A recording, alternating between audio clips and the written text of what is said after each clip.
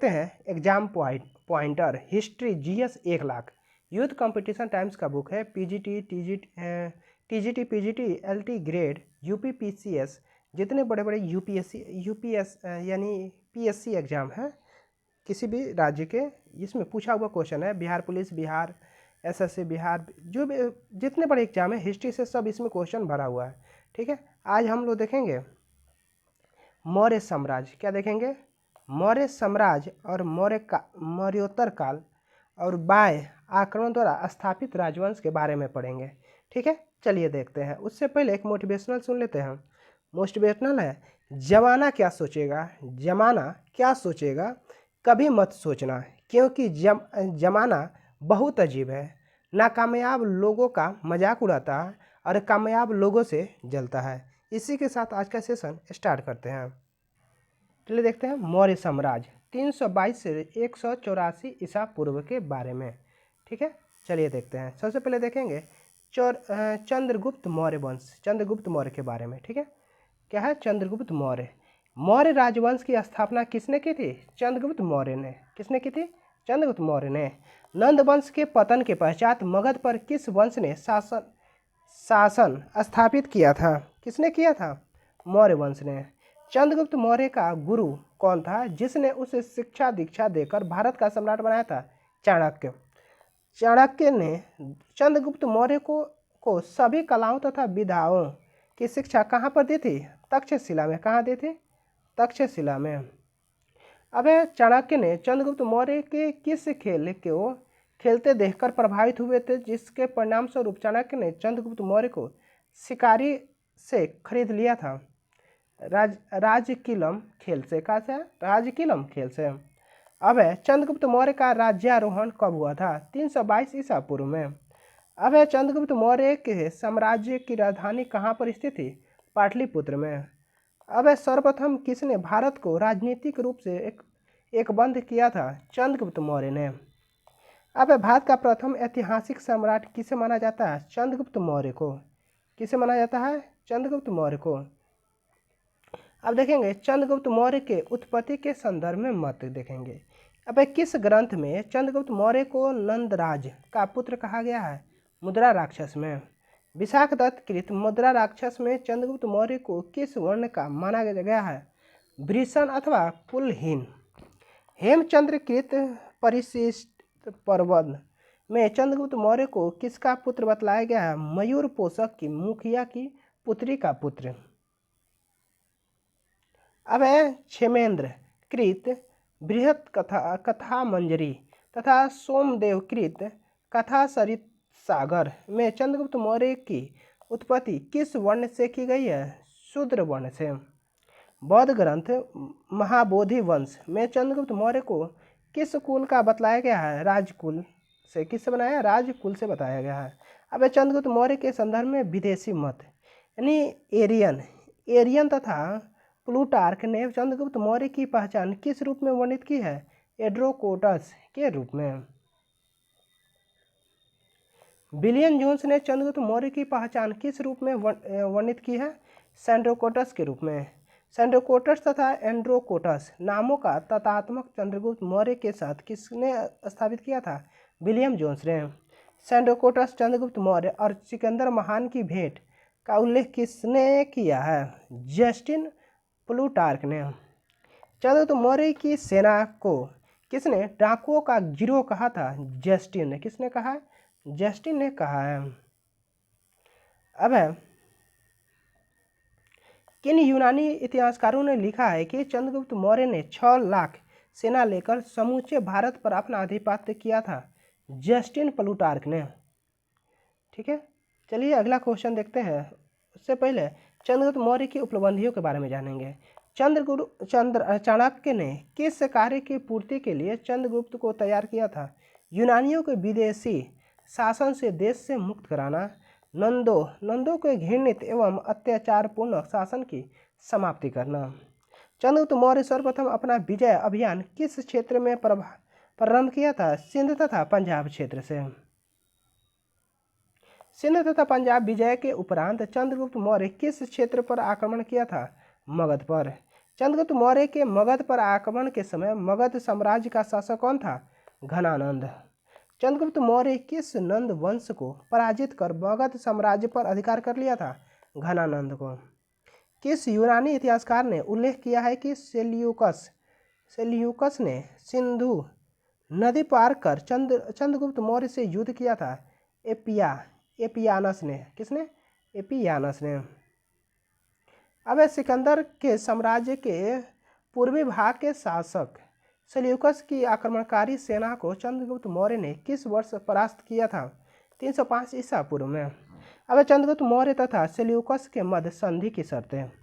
पहला है, सेल्यूकस ने चंद्रगुप्त मौर्य को आराकोसिया, कंधार, पेरोपनिसडाई, काबुल, एरिया यानी हेरात तथा जेड्रोसिया मकरान तट प्रदेश यानी जेड्रोसिया प्रदेश दिए। अब सेल्यूकस ने अपनी पुत्री हेलेना का विवाह चंद्रगुप्त मौर्य से कर दिया। ठीक है। इसका प्रथम अंतर्राष्ट्रीय विवाह की संभावना को सर्वप्रथम बिसेट स्मिथ ने लिपिबंद किया था। तीसरा है, चंद्रगुप्त मौर्य ने अपनी तरफ से 500 लड़ाकू हाथी सेल्यूकस को उपहार में दिए थे। अब चौथा है, सेल्यूकस ने मेगास्थनीज नामक एक राजदूत को आराकोसिया, कंधार से चंद्रगुप्त मौर्य के दरबार में भेजा, जो भारत आने वाला प्रथम विदेशी राजदूत था। अब नोट है, मुद्रा राक्षस ग्रंथ में भी चंद्रगुप्त को सेल्यूकस से युद्ध तथा हेलेना से विवाह का विवरण मिलता है। अब चंद्रगुप्त मौर्य का साम्राज्य विस्तार है। चंद्रगुप्त मौर्य का साम्राज्य विस्तार के बारे में यानी जस्टिन के विवरण से पता चलता है कि संपूर्ण भारत उसके अधिकार में था। चंद्रगुप्त मौर्य का विशाल साम्राज्य उत्तर पश्चिम में ईरान की सीमा से लेकर दक्षिण में उत्तरी कर्नाटक तक था। पूर्व में मगध से लेकर पश्चिम में सौराष्ट्र तथा सोपरा तक का संपूर्ण प्रदेश उसके साम्राज्य के अधीन था। अब स्मिथ के अनुसार हिंदू कुश पर्वत भारत की वैज्ञानिक सीमा था। यूनानी लेखक इसे पैरोपेनिसस अथवा इंडियन काकेकस कहते हैं। अब चंद्रगुप्त मौर्य से संबंधित प्रश्न, यानी किस मौर्य सम्राट ने दक्कन की विजय प्राप्त की थी? चंद्रगुप्त मौर्य ने। मालवा, गुजरात एवं महाराष्ट्र को किस मौर्य शासक ने पहली बार जीता था? चंद्रगुप्त मौर्य ने। वह कौन सा अभिलेख है जिससे यह प्रमाणित होता है कि चंद्रगुप्त का प्रभाव पश्चिम भारत पर भी था? रुद्रदामन का जूनागढ़ शिलालेख। गुजरात चंद्रगुप्त मौर्य के साम्राज्य में सम्मिलित था। यह किस अभिलेख से प्रमाणित होता है? रुद्रदामन के जूनागढ़ शिलालेख से। अब जल की आवश्यकता को ध्यान में रखते हुए जिस प्रथम शासक ने गिरिनार क्षेत्र में एक झील का निर्माण करवाया था वह कौन था? चंद्रगुप्त मौर्य था। अब किस अभिलेख से ज्ञात होता है कि पुष्यगुप्त वैष्णव सौराष्ट्र प्रांत का प्रांतपति था? गिरिनार अभिलेख से। अब चंद्रगुप्त मौर्य का सौराष्ट्र प्रांत का राज्यपाल कौन था? पुष्यगुप्त वैष्णव था। सौराष्ट्र प्रांत में सुदर्शन नामक झील का निर्माण किसने करवाया था? पुष्यगुप्त वैश्य ने। अब चंद्रगुप्त मौर्य के दक्षिण भारत विजय के संदर्भ में जानकारी कहाँ से प्राप्त होती है?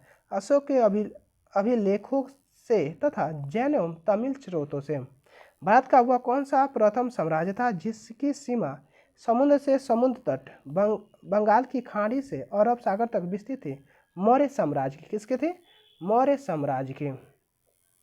कौन सी साहित्य कृति विस्तार पूर्वक वर्णित करती है कि नंदों को चंद्रगुप्त मौर्य और कौटिल्य ने मिलकर खदेड़ा था? विशाखदत्त का मुद्रा राक्षस में। वह कौन सा मौर्य राजा था जिसने अपने राज मुकुट को त्याग कर जैन धर्म को स्वीकार कर लिया था? चंद्रगुप्त मौर्य ने। किस विदेशी यात्री ने चंद्रगुप्त मौर्य की राज्यसभा में प्रवेश किया था? मेगास्थनीज ने। चंद्रगुप्त मौर्य ने किससे जैन धर्म की दीक्षा ली थी? भद्रबाहु से। चंद्रगुप्त मौर्य के धार्मिक गुरु कौन थे? भद्रबाहु। चंद्रगुप्त मौर्य की एक पत्नी सेल्यूकस निकेटर की पुत्री थी, उसका नाम क्या था? हेलेना। क्या था? हेलेना।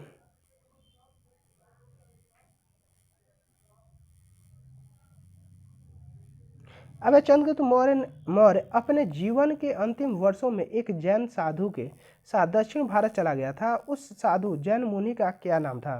भद्रबाहु। अब बृहत कथा गाथा सप्तशती वासवदत्ता मुद्रा राक्षस कृतियों में से किस कृति में चंद्रगुप्त मौर्य के मगध का राज सिंहासन प्राप्त करने की कथा दी गई है? मुद्रा राक्षस में। किस एक ग्रंथ में चाणक्य की उस योजना का विवरण मिलता है जिसके अनुसार उसने अंतिम नंद शासकों के एक मंत्री के षड्यंत्र को विफल कर चंद्रगुप्त मौर्य को राज सिंहासन पर आसीन करवाया था? मुद्रा राक्षस में। अब चंद्रगुप्त मौर्य के संदर्भ में तिथियों की जानकारी के स्रोत कहाँ से प्राप्त होता है? यूनानी स्रोत से। चंद्रगुप्त मौर्य एवं खारवेल दोनों में क्या समानताएं थी? दोनों ही ने जैन धर्म ग्रहण किया था। अब कौटिल्य कृत अर्थशास्त्र यानी इतिहास में कौटिल्य को किन दो अन्य नामों से जाना जाता है? विष्णुगुप्त तथा चाणक्य के नाम से। अब चाणक्य कहाँ के निवासी थे? तक्षशिला के। चाणक्य कौटिल्य का जन्म किस परिवार में हुआ था? ब्राह्मण परिवार में। चाणक्य किस शिक्षा के केंद्र के प्रमुख आचार्य थे? तक्षशिला के। पुराणों में चाणक्य को क्या कहा गया है? द्विजर सब श्रेष्ठ ब्राह्मण। कौटिल्य ने राजशासन के ऊपर किस ग्रंथ की रचना की थी? अर्थशास्त्र की। कौटिल्य कृत अर्थशास्त्र की विषय वस्तु क्या है? शासन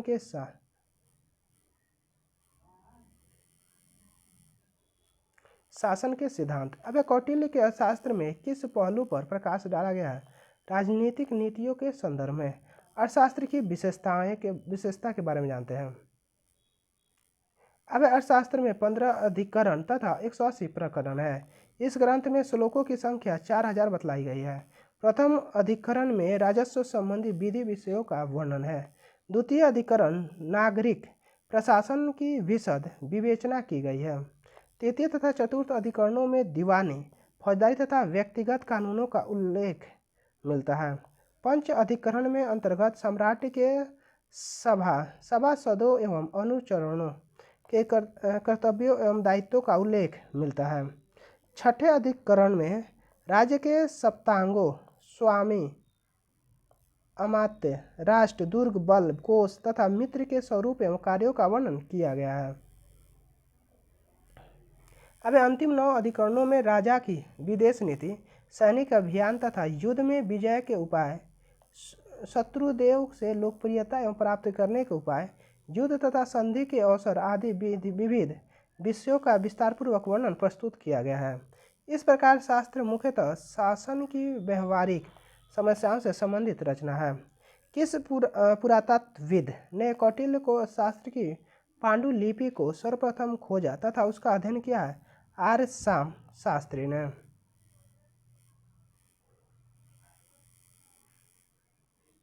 अब अर्थशास्त्र से संबंधित प्रश्न यानी कौटिल्य कृत अर्थशास्त्र की तुलना किस यूरोपीय विद्वान की पुस्तक से की जाती है? मैकियावेली कृत प्रिंस से। राज्य के सप्तांग सिद्धांत के अनुसार राज्य का 7वां अंग कौन सा था? मित्र। अर्थशास्त्र के अनुसार मौर्य काल में शासकीय कर्मचारियों के अधिकतम और न्यूनतम वेतन का अनुपात था 48,000 पौंड से 60,000 पौंड तक। कौटिल्य के अर्थशास्त्र के अनुसार स्थानीय किसकी प्रशासनिक इकाई थी? 800 ग्रामों की।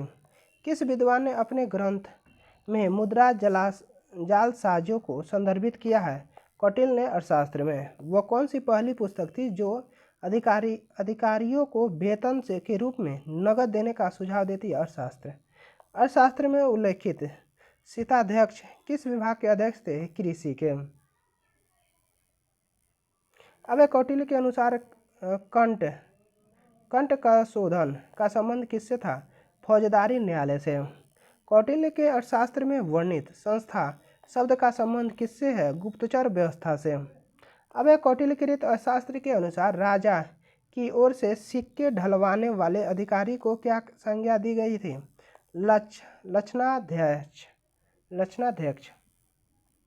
अब कौटिल्य कृत अर्थशास्त्र में उल्लेखित अंतपाल नामक अधिकारी का क्या कर्तव्य था? मार्गों से। किस ग्रंथ में चंद्रगुप्त मौर्य की परिषद का उल्लेख किया गया है अर्थशास्त्र में? किस विद्वान ने अर्थशास्त्र पर टीका लिखी है? भट्ट स्वामी ने। भट्ट स्वामी ने अर्थशास्त्र पर टीका किस नाम से लिखी है? प्रतिपदा पंचिका नाम से। अब अर्थशास्त्र में पूर्व विन्यास से स्पष्ट निर्दिष्ट होता है कि औद्योगिक एवं व्यापारिक वर्गों को कहाँ पर स्थान दिया गया था? नगर में विशिष्ट स्थान दिया गया था। कौटिल्य द्वारा प्रयुक्त धर्मस्थायी शब्द से क्या तात्पर्य है? न्यायालय से। अर्थशास्त्र के अनुसार सेना में किस वर्ण के लोग सम्मिलित होने चाहिए? क्षत्रिय, शूद्र, वैश्य और ब्राह्मण। कौटिल्य द्वारा राजा के संदर्भ में दिए गए सत्य कथन है। राजा को सर्वशक्तिशाली होना चाहिए। राजा को शक्तिशाली सेना रखनी चाहिए। जासूसी के लिए राजा को बहुतायत में जासूस रखने चाहिए। अब कौटिल्य के अर्थशास्त्र में कर संग्रहकर्ता को क्या कहा गया है? समाहर्ता कहा गया है। किसने कहा कि राजा को मंत्रियों के परामर्श लेनी चाहिए, अकेले पहिया नहीं चल सकता है? कौटिल्य ने कहा है।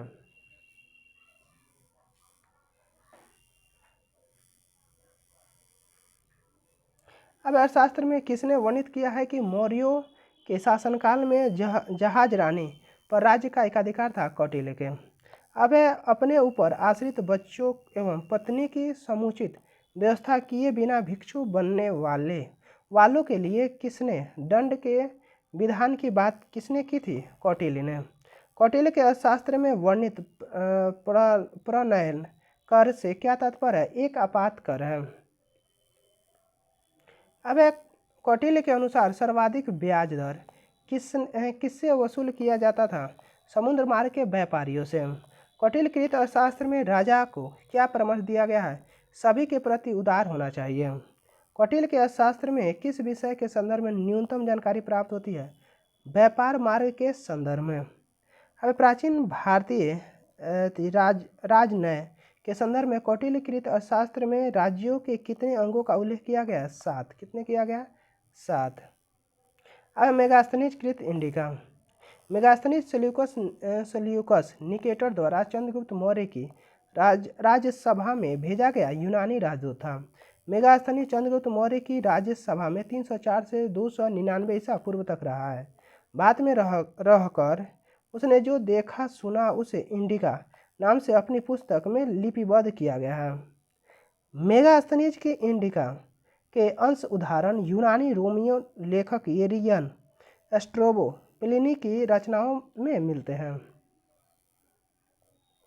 मेगास्थनीज के अनुसार भारतीय समाज में 7 वर्ग थे: दार्शनिक, कृषक, शिकारी, पशुपालन, व्यापारी, शिल्पी, योद्धा, निरीक्षण और सभासद। मेगास्थनीज के अनुसार भारतीय यूनानी देवता डियोनिसियस शिव तथा हेराक्लीज कृष्ण की पूजा करते थे। पाटलिपुत्र की विशेषता के बारे में जानते हैं। अब मेगास्थनीज ने पाटलिपुत्र का वर्णन इस प्रकार किया कि यह 80 स्टेडिया 16 किलोमीटर लंबा तथा 15 स्टेडिया यानी 3 किलोमीटर चौड़ा था। इसके चारों ओर 185 मीटर चौड़ी तथा 30 हाथी गहरी खाई थी। नगर के चारों ओर एक ऊंची दीवार से घिरा था जिसमें 64 तोरण द्वारा 570 बुर्ज थे। नगर का प्रबंध एक नगर परिषद द्वारा होता था जिसमें 5 सदस्य वाली 6 समितियां कार्य करते थे। नगर के मध्य में चंद्रगुप्त का विशाल राजप्रसाद स्थित था। मेगास्थनीज के अनुसार भव्यता और शान शौकत से सुसा तथा एक बतना से राजमहल भी उसकी तुलना नहीं कर सकते थे। अब इस प्रकार मेगास्थनीज के विवरण के आधार पर चंद्रगुप्त मौर्य के समय की राजनीतिक, सामाजिक, धार्मिक तथा आर्थिक दशा पर प्रकाश पड़ता है। अब नोट है, बिहार में पटना, पाटलिपुत्र के समीप बुलंदी बाग एवं कुम्हरार में की गई एक खुदाई में मौर्य काल के लकड़ी के विशाल भवनों का अवशेष प्राप्त में आए हैं।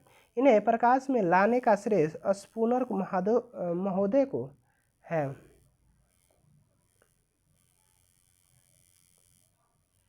अब किस प्राचीन नगर में अवशेष कुम्हरार स्थल से प्राप्त हुए हैं? पाटलिपुत्र से। बुलंदी बाग प्राचीन स्थल का संबंध किस प्राचीन नगर से? पाटलिपुत्र से। इंडिका से संबंधित प्रश्न। अब मेगास्थनीज की पुस्तक का नाम क्या है? इंडिका। इंडिका का लेखक कौन था? मेगास्थनीज। कौन सा स्रोत मौर्यों के नगर प्रशासन का विस्तृत विवरण प्रस्तुत करता है? इंडिका। अब भारत के बारे में मेगास्थनीज के मौलिक विवरण खो गए हैं। उसके कुछ संस्मरण किसके वृत्तांतों के संरक्षित किए गए हैं? एरियन और डियोडोरस। प्राचीन भारत की यात्रा करने वाले विदेशी यात्रियों में सबसे पहले कौन आया था? मेगास्थनीज। मेगास्थनीज के अनुसार पाटलिपुत्र नगर एक समिति के द्वारा शासित होती थी, जिसमें सदस्यों की कितनी संख्या होती थी? 30 सदस्य होते थे। अब किस दक्षिण भारतीय राज्य का उल्लेख मेगास्थनीज की इंडिका में है? पांड्य राज्य का। क्या है? पांड्य राज्य का। अब है बिंदुसार अमित्र घात यानी 298 ईसा पूर्व से 273 ईसा पूर्व तक चंद्रगुप्त मौर्य के पश्चात मौर्य साम्राज्य का शासक कौन हुआ था? बिंदुसार अमित्र घात। अब यूनानी लेखकों ने बिंदुसार को किस एक अन्य नाम से संबोधित किया गया है? अमित्रोकेडीज यानी अमित्र घात अर्थात शत्रुओं के नष्ट करने वाला। अब जैन ग्रंथों में बिंदुसार को क्या कहा गया है? सिंहासन यानी सिंहसेन। अब मैंने वायु पुराण में बिंदुसार के लिए किस नाम का प्रयोग किया गया है? भद्रसार। निचिन ग्रंथ फायुएन चुलिन में बिंदुसार के लिए किस नाम का प्रयोग किया गया है? बिंदुपाल का। मौर्य शासक बिंदुसार के समय तक्षशिला में हुए विद्रोह को दबाने के लिए बिंदुसार ने तक्षशिला में किसको भेजा था? अशोक को। किसको भेजा था? अशोक को भेजा था। सीरिया के राजा एंटियोकस ने किस राजदूत के रूप में बिंदुसार के दरबार में भेजा था? डाइमेकस को। मिस्र के राजा टालमी द्वितीय फिलाडेल्फियस 285 से 247 ईसा पूर्व ने किसे अपना राजदूत बनाकर बिंदुसार के दरबार में भेजा था? डायनोसियस को। बिंदुसार ने सीरिया नरेश एंटियोकस से किन वस्तुओं की मांग की थी? मीठी मदिरा, सूखी अंजीर और दार्शनिक। मौर्य शासक बिंदुसार का प्रधानमंत्री कौन था? खल्लाटक। कौन था? खल्लाटक।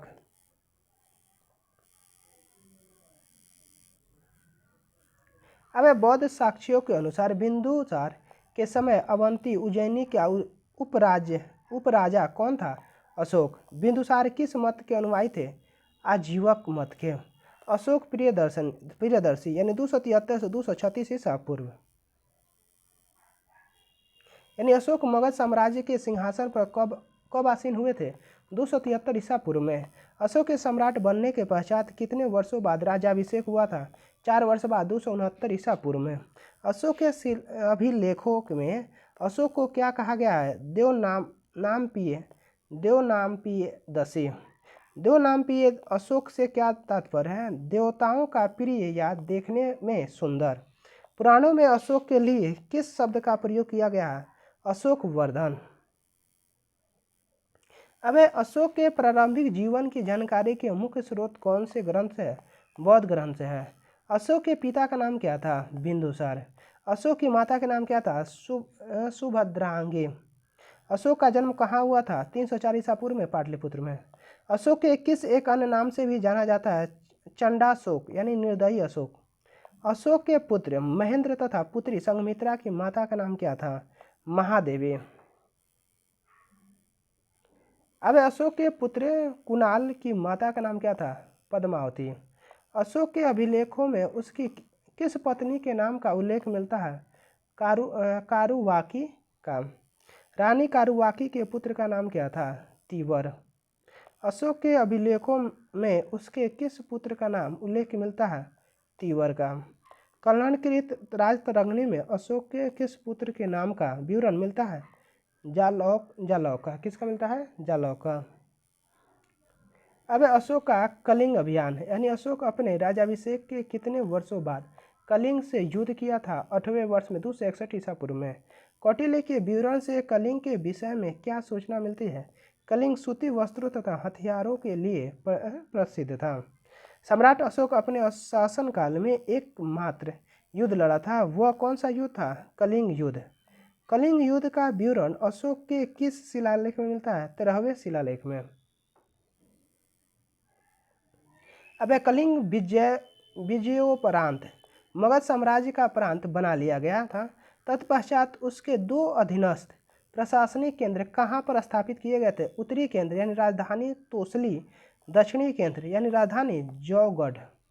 अब कलिंग युद्ध के पश्चात अशोक ने भेरी घोष की नीति त्याग कर किस नीति का अनुसरण किया था? धम्म घोष का।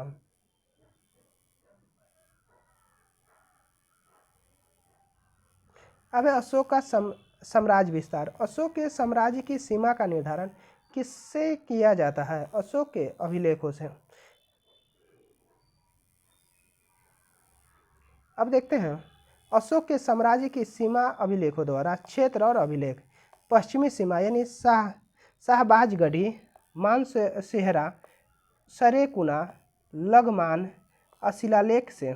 अब उत्तरी सीमा हिमालय क्षेत्र यानी कालसी शिलालेख तथा रुमिनदेही एवं निगलीवा के स्तंभलेख है। दक्षिणी सीमा ब्रह्मगिरी, मास्की, जटिंग, रामेश्वरम, सिद्धपुर लघु शिलालेख है। अब पश्चिमी महाराष्ट्र से सोपारा शिलालेख से। अब गिरनार गुजरात यानी जूनागढ़ अभिलेख। उड़ीसा क्षेत्र धौली, जौगढ़ और शिलालेख।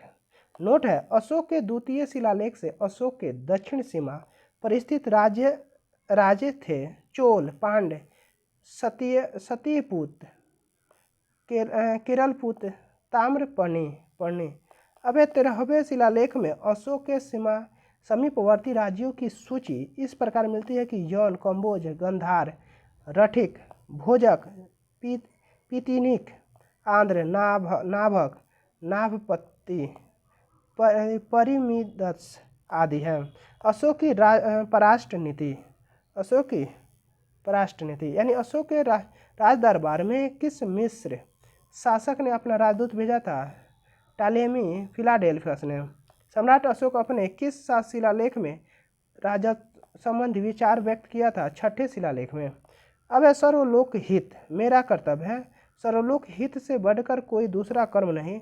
मैं जो कुछ पराक्रम करता हूँ वह इसलिए कि ऋण से मुक्त होऊं। अशोक के इस कथन का विवरण किस शिलालेख में मिलता है? 6ठे शिलालेख में।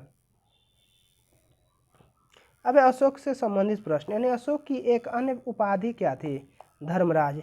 किसने सहिष्णुता, उदारता और करुणा के त्रिविध आधार पर राजधर्म की स्थापना की थी? अशोक ने। यानी किस शासक ने अपने देवताओं का प्रिय कहलवाया? अशोक को। कश्मीर में श्रीनगर नामक नगर की स्थापना किसने की थी? अशोक ने। अशोक के उपरांत किस मौर्य शासक ने देवाना प्रिय की उपाधि धारण की थी? दशरथ ने। अब अशोक का शासन अन्य किस शासक के साथ समानता रखता है? टालेमी द्वितीय के। अशोक के शासनकाल में धर्म और नैतिकता का अधिकार कौन था? धर्म महामात्र।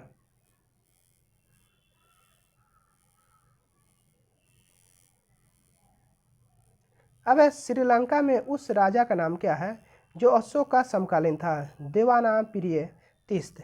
अशोक के समकालीन शासक थे सीरिया का थिरोज, फिलाडेल्फस का टालमी, मैसेडोनिया का गोनाटस, कुरेनी, सीरिया का मग।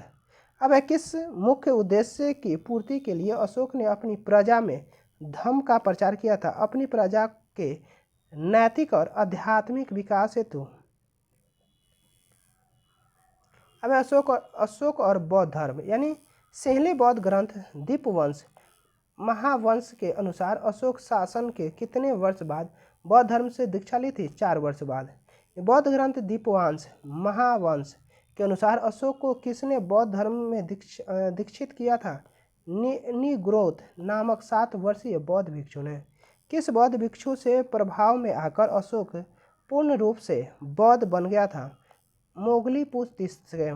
बौद्ध ग्रंथ दिव्यावदान के अनुसार किस बौद्ध भिक्षु ने अशोक को बौद्ध धर्म में दीक्षित किया था?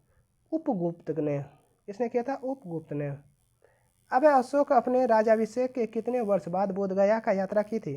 10 वर्ष बाद। बौद्ध धर्म ग्रहण कर लेने के पश्चात अशोक के जीवन में क्या परिवर्तन हुए थे? अहिंसा तथा सदाचार का पालन करना, मांस भक्षण त्याग दिया। अब अशोक अपना राज्याभिषेक के कितने वर्ष बाद लुम्बिनी ग्राम की यात्रा की थी? 20 वर्ष बाद। अशोक ने नेपाल की तराई में स्थित निगलिवा में किस स्तूप का निर्माण करवाया था? कनक मुनि यानी एक पौराणिक बुद्ध स्तूप का।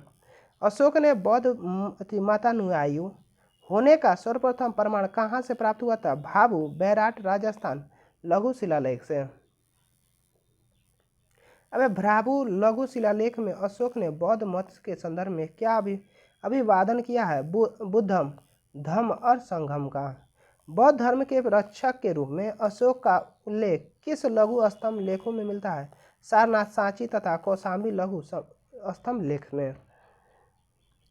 अब अशोक बौद्ध होते हुए भी हिंदू धर्म से आस्था नहीं छोड़ी, इसका प्रमाण किससे स्पष्ट होता है? देवनाम प्रिय की उपाधि से। अब अशोक का धम्म यानी अपनी प्रजा के नैतिक उत्थान के लिए अशोक ने जिन आचारों की संहिता प्रस्तुत की थी उसे अभिलेखों में क्या कहा गया है? धम्म। क्या कहा गया है? धम्म कहा गया है। अब अशोक के विश्व इतिहास में प्रसिद्धि का महत्वपूर्ण कारण क्या था? अशोक की धम्म नीति। अशोक के धम्म नीति की विशद परिभाषा किस बौद्ध ग्रंथ में दी गई है? राहुलोवाद सूत्र अथवा सिगालोवाद सूत्र यानी दीर्घ निकाय में। अब अशोक के किस स्तंभ लेख में धम्म की परिभाषा दी गई है? दूसरे तथा 7वें स्तंभ लेख में। अब अशोक किस स्तंभ लेख में स्वयं प्रश्न करता है कि चू धम्म यानी धम्म क्या है? दूसरे स्तंभ लेख एवं 7वें स्तंभ लेख में। अब अशोक के किस शिलालेख में धम्म मंगल की जानकारी प्राप्त होती है? 9वें शिलालेख में। अशोक के किस शिलालेख से धम्मदान की जानकारी प्राप्त? 11वें शिलालेख से। अशोक के किस शिलालेख में धम्म विजय की चर्चा की गई है? 13वें शिलालेख में। अब अशोक की धम्म यात्रा यानी अधिकांश इतिहासकारों के अनुसार अशोक के धम्म यात्रा का क्रम है बोध गया, कुशीनगर, लुम्बिनी, कपिलवस्तु, सारनाथ और श्रावस्ती है। दिव्यावदान तथा B.S. स्मिथ के अनुसार अशोक की धम्म यात्रा का क्रम है लुम्बिनी, कपिलवस्तु, बोध गया, सारनाथ, श्रावस्ती और कुशीनगर है। अब अशोक ने कितनी रातें धम्म यात्रा में बिताई थी? 256 रातें। अशोक ने अपने राज्याभिषेक के कितने वर्षों बाद धम्म महामात्रों की नियुक्ति की थी? 13वें वर्ष में। धम्म के प्रचार प्रसार के लिए अशोक किन अधिकारियों की नियुक्ति की थी? धम्म महामात्र की। अब साम्राज्य के किन उच्च पदाधिकारियों को धम्म के प्रचार प्रसार के लिए अशोक ने लगाया था? व्युष्ट, रज्जुक, प्रादेशिक तथा युक्त। अब धम्म प्रचार के लिए व्युष्ट, रज्जुक, प्रादेशिक तथा युक्त नामक पदाधिकारियों की जानकारी किस स्तंभ लेख से प्राप्त होती है? 3 और 7 स्तंभ लेख से। यानी व्युष्ट, रज्जुक, प्रादेशिक तथा युक्त जैसे उच्च पदाधिकारी अपने अपने क्षेत्रों का दौरा कितने वर्षों में करते थे? प्रति 5वें वर्ष में। अब अशोक द्वारा नियुक्त धम्म महामात्रों का क्या कार्य था? विभिन्न धार्मिक संप्रदायों के बीच के द्वेष भाव को समाप्त करना तथा धर्म की एकता पर बल देना। अब अशोक ने बौद्ध धर्म के प्रचार प्रसार हेतु दूत भेजे थे। इन दूतों का विवरण किन अभिलेखों से प्राप्त हुआ था? दूसरे तथा 13वें शिलालेख में। अशोक के दूसरे तथा 13वें शिलालेख में किन दक्षिण भारत के राज्यों का विवरण मिलता है? चोल, पांड्य, सतीपुत्र, करेलपुत्र एवं ताम्रपर्णित, लंका।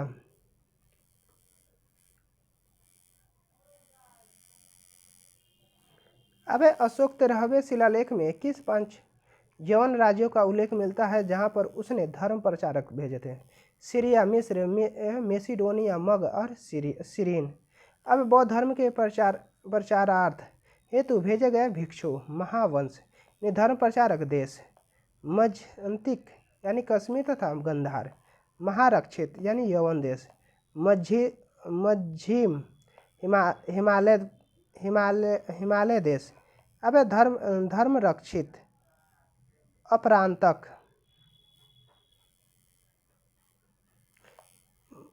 महाधर्म निरक्षक महाराष्ट्र, महादेव महिषमंडलम मैसूर अथवा माधनता।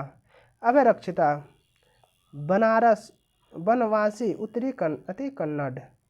अब सोन तथा उत्तरी सुवर्णम भूमि, महेंद्र तथा संघमित्रा लंका।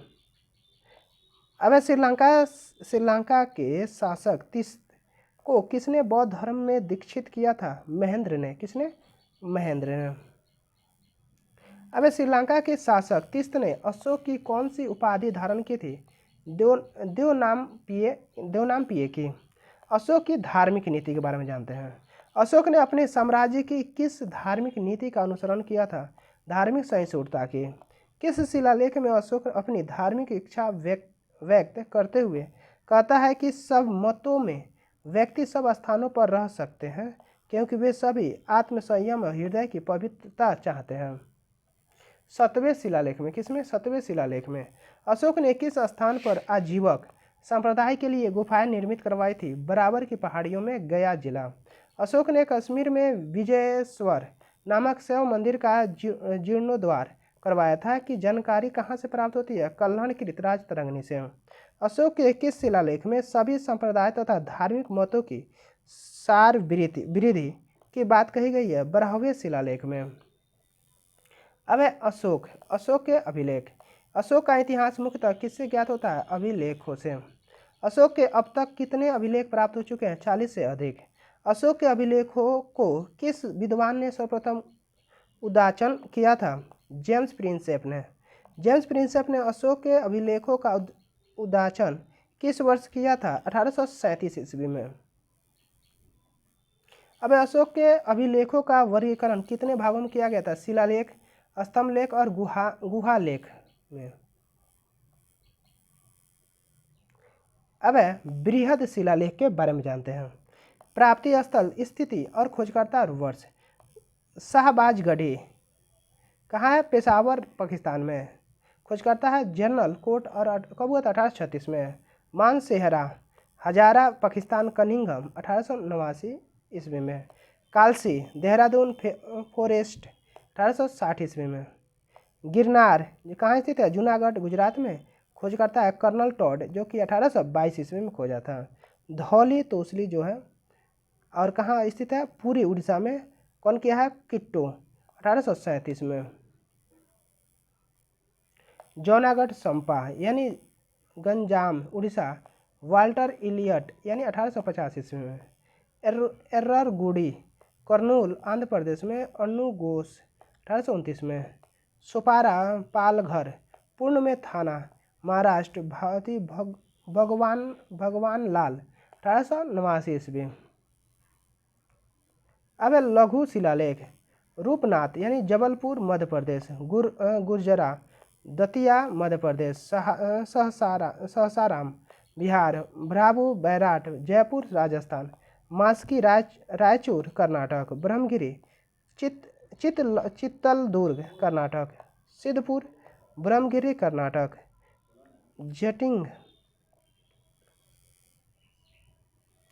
जटिंग रामेश्वरम ब्रह्मगिरी कर्नाटक, एररगुडी कर्नूल आंध्र प्रदेश, गोबीमठ मैसूर कर्नाटक, पालकिंगुड्डू कर्नाटक, राजुल मंडगिरी कर्नूल कर्नाटक, अहरौरा मिर्जापुर उत्तर प्रदेश। नोट है मस्की गुर्जरा नेत्तूर तथा उडेगोलम के लेखों के अशोक के व्यक्तिगत नाम का उल्लेख मिलता है।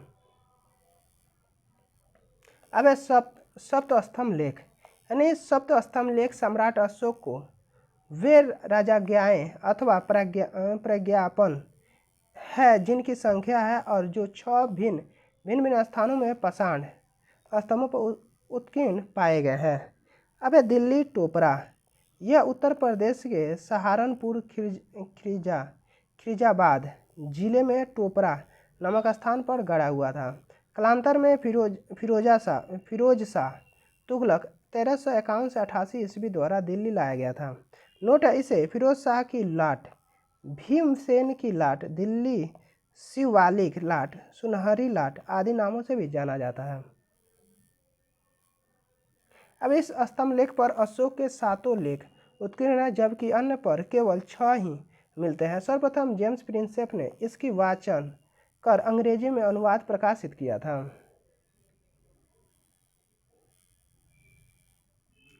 अब दिल्ली मेरठ, यह भी पहले मेरठ में था तथा बाद में फिरोज तुगलक द्वारा दिल्ली लाया गया था।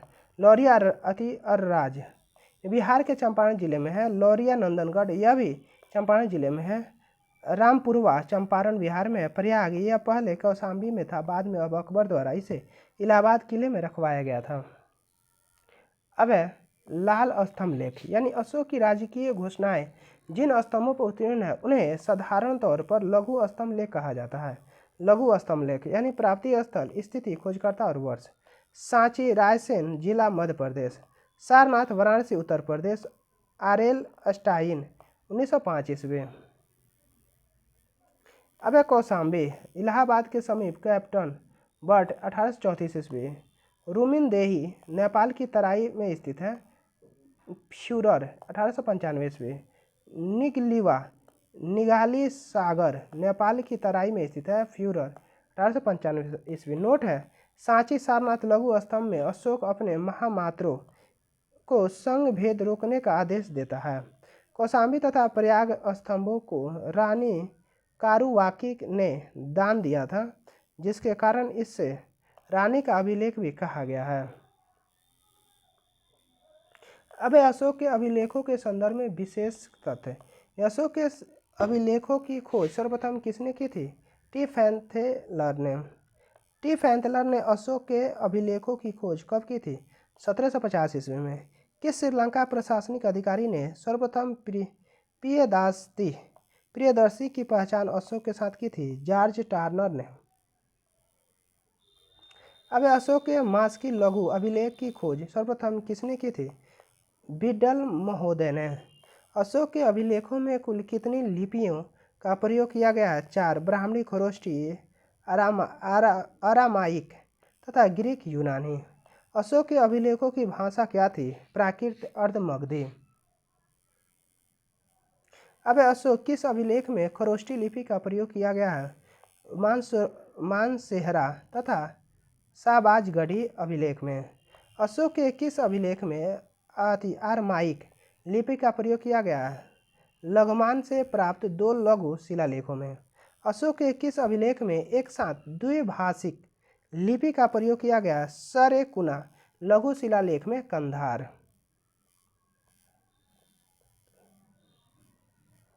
अब सरेकुना लघु शिलालेख में किन 2 लिपियों का प्रयोग एक साथ में किया गया? ग्रीक यूनानी तथा अरामाइक लिपि का।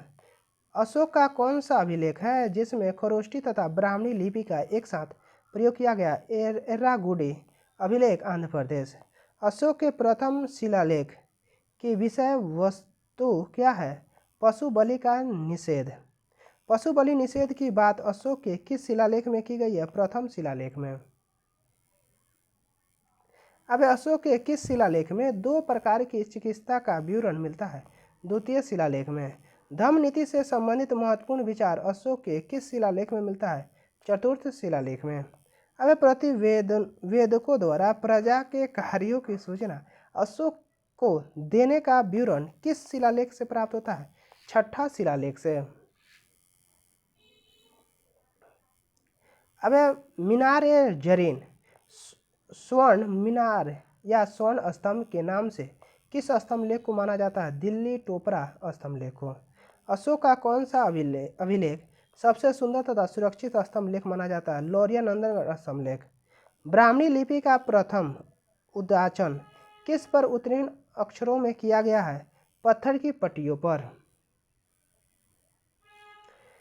वह कौन सा स्थान है जहां पर प्राक अशोक की ब्राह्मणी लिपि का पता चल रहा है? अनुराधापुर, श्रीलंका से। प्राचीन भारत में कौन सी एक लिपि दाईं ओर से बाईं ओर लिखी जाती थी? खरोष्टी। अशोक के प्रसर स्तंभ के बारे में सत्य कथन है। इन पर बढ़िया पॉलिश।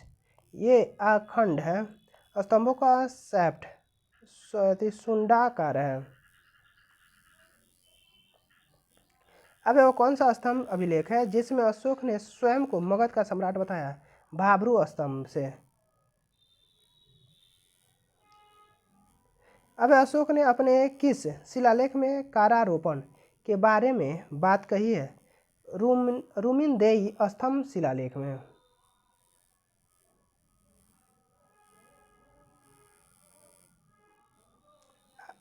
अब है अशोक के किस अभिलेख पर मोर का उत्कीर्ण किया गया है? लौरिया नंदनगढ़ स्तंभलेख में। अशोक के रुमिनदेई स्तंभलेख के विषय में सत्य कथन है। यह लुम्बिनी में स्थित है जिसकी अशोक ने स्वयं यात्रा की थी। अब अशोक ने किस शिलालेख से धर्म विजय की जानकारी प्राप्त होती है? 13वां शिलालेख से। अब अशोक ने अपनी किस अभिलेख में कलिंग युद्ध का शाहबाजगढ़ी शिल्प राजाज्ञा में। अशोक के किस अभिलेख में राजा के कर्तव्य संबंधी उसके पितृ विचार का उल्लेख मिलता है? प्रथम पृथक कलिंग अभिलेख में। अशोक के किस शिलालेख से युद्ध और हिंसा के कारण जनित उसके अंतर्मन की व्यवस्था प्रकट होती है? धौली और जौगढ़ से।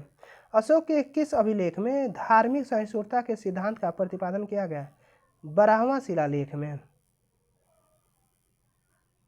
अब अशोक ने अपने किस शिलालेख में अठवी जातियों का उल्लेख किया है? 13वें शिलालेख में। किस स्थान से अशोक ने भीषण शीर्ष वाला स्तंभ प्राप्त हुआ है? रामपुरवा से। बुद्ध धर्म एवं संघ के प्रति अशोक की प्रगाढ़ आस्था का उल्लेख किस स्तंभ अभिलेख में किया गया है? भाब्रू लघु शिलालेख में। अशोक के सारनाथ सिंह शीर्ष स्तंभ के फलक पर प्रदर्शित पशुओं का क्रय क्या है?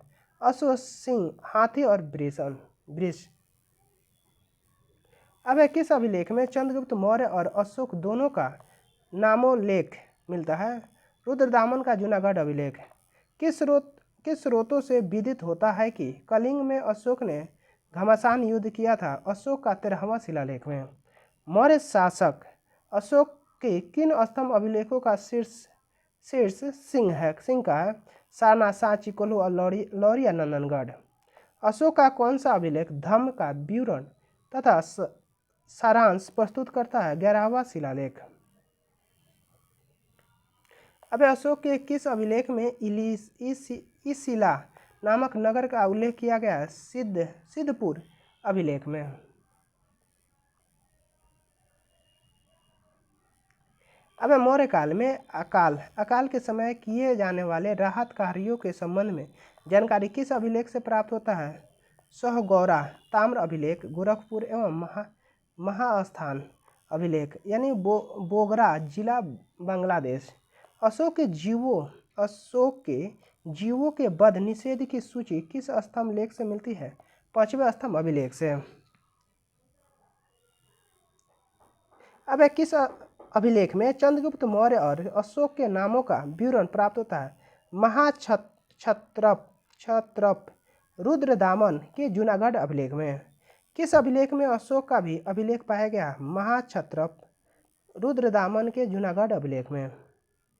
अशोक के किस अभिलेख से यह संकेत मिलता है कि उसने मृत्युदंड समाप्त नहीं किया था? चतुर्थ स्तंभ लेख में। अब स्तूप के बारे में जानते हैं। सांची स्तूप का निर्माण किस शासक ने करवाया था? अशोक ने। किस स्तूप को सर्वश्रेष्ठ स्तूप माना जाता है? सांची स्तूप। बौद्ध परंपरा के अनुसार अशोक ने कितने हजार स्तूपों का निर्माण करवाया था? 84,000 स्तूपों का निर्माण करवाया था। किस स्थल पर स्थित स्तूप अवशेषों से अशोक की पाषाण पर उद्गत प्रतिमा उसके नाम से के साथ प्राप्त हुई है? कंगन हल्ले से। अब सारनाथ के धमेश स्तूप का निर्माण किस शासक ने किया था? अशोक ने। काकनाद बोध महाविहार कहाँ स्थित था? सांची में। अब सारनाथ स्तंभ का निर्माण किसने करवाया था? अशोक ने। अब गुहा लेक के बारे में जानते हैं। अशोक ने बराबर की पहाड़ियों पर आजीविकों को निवास के लिए कितनी गुफाओं का निर्माण करवाया था? कर्ण चौपड़ गुफा, सुदामा गुफा एवं विश्व झोपड़ी गुफा। अब बराबर पहाड़ी की गुफाओं के संदर्भ में सत्य कथन है। बराबर पहाड़ी पर कुल 4 गुफाएं हैं। 3 गुफाओं की दीवार पर अशोक का अभिलेख उत्कीर्ण है। अब मौर्यकालीन प्रशासन। इन अशोक के अभिलेखों से हमें निम्नलिखित प्रांतों के नाम ज्ञात होते हैं। अशोककालीन प्रांत यानी उदीच उत्तरापथ यानी इस प्रांत की राजधानी तक्षशिला थी।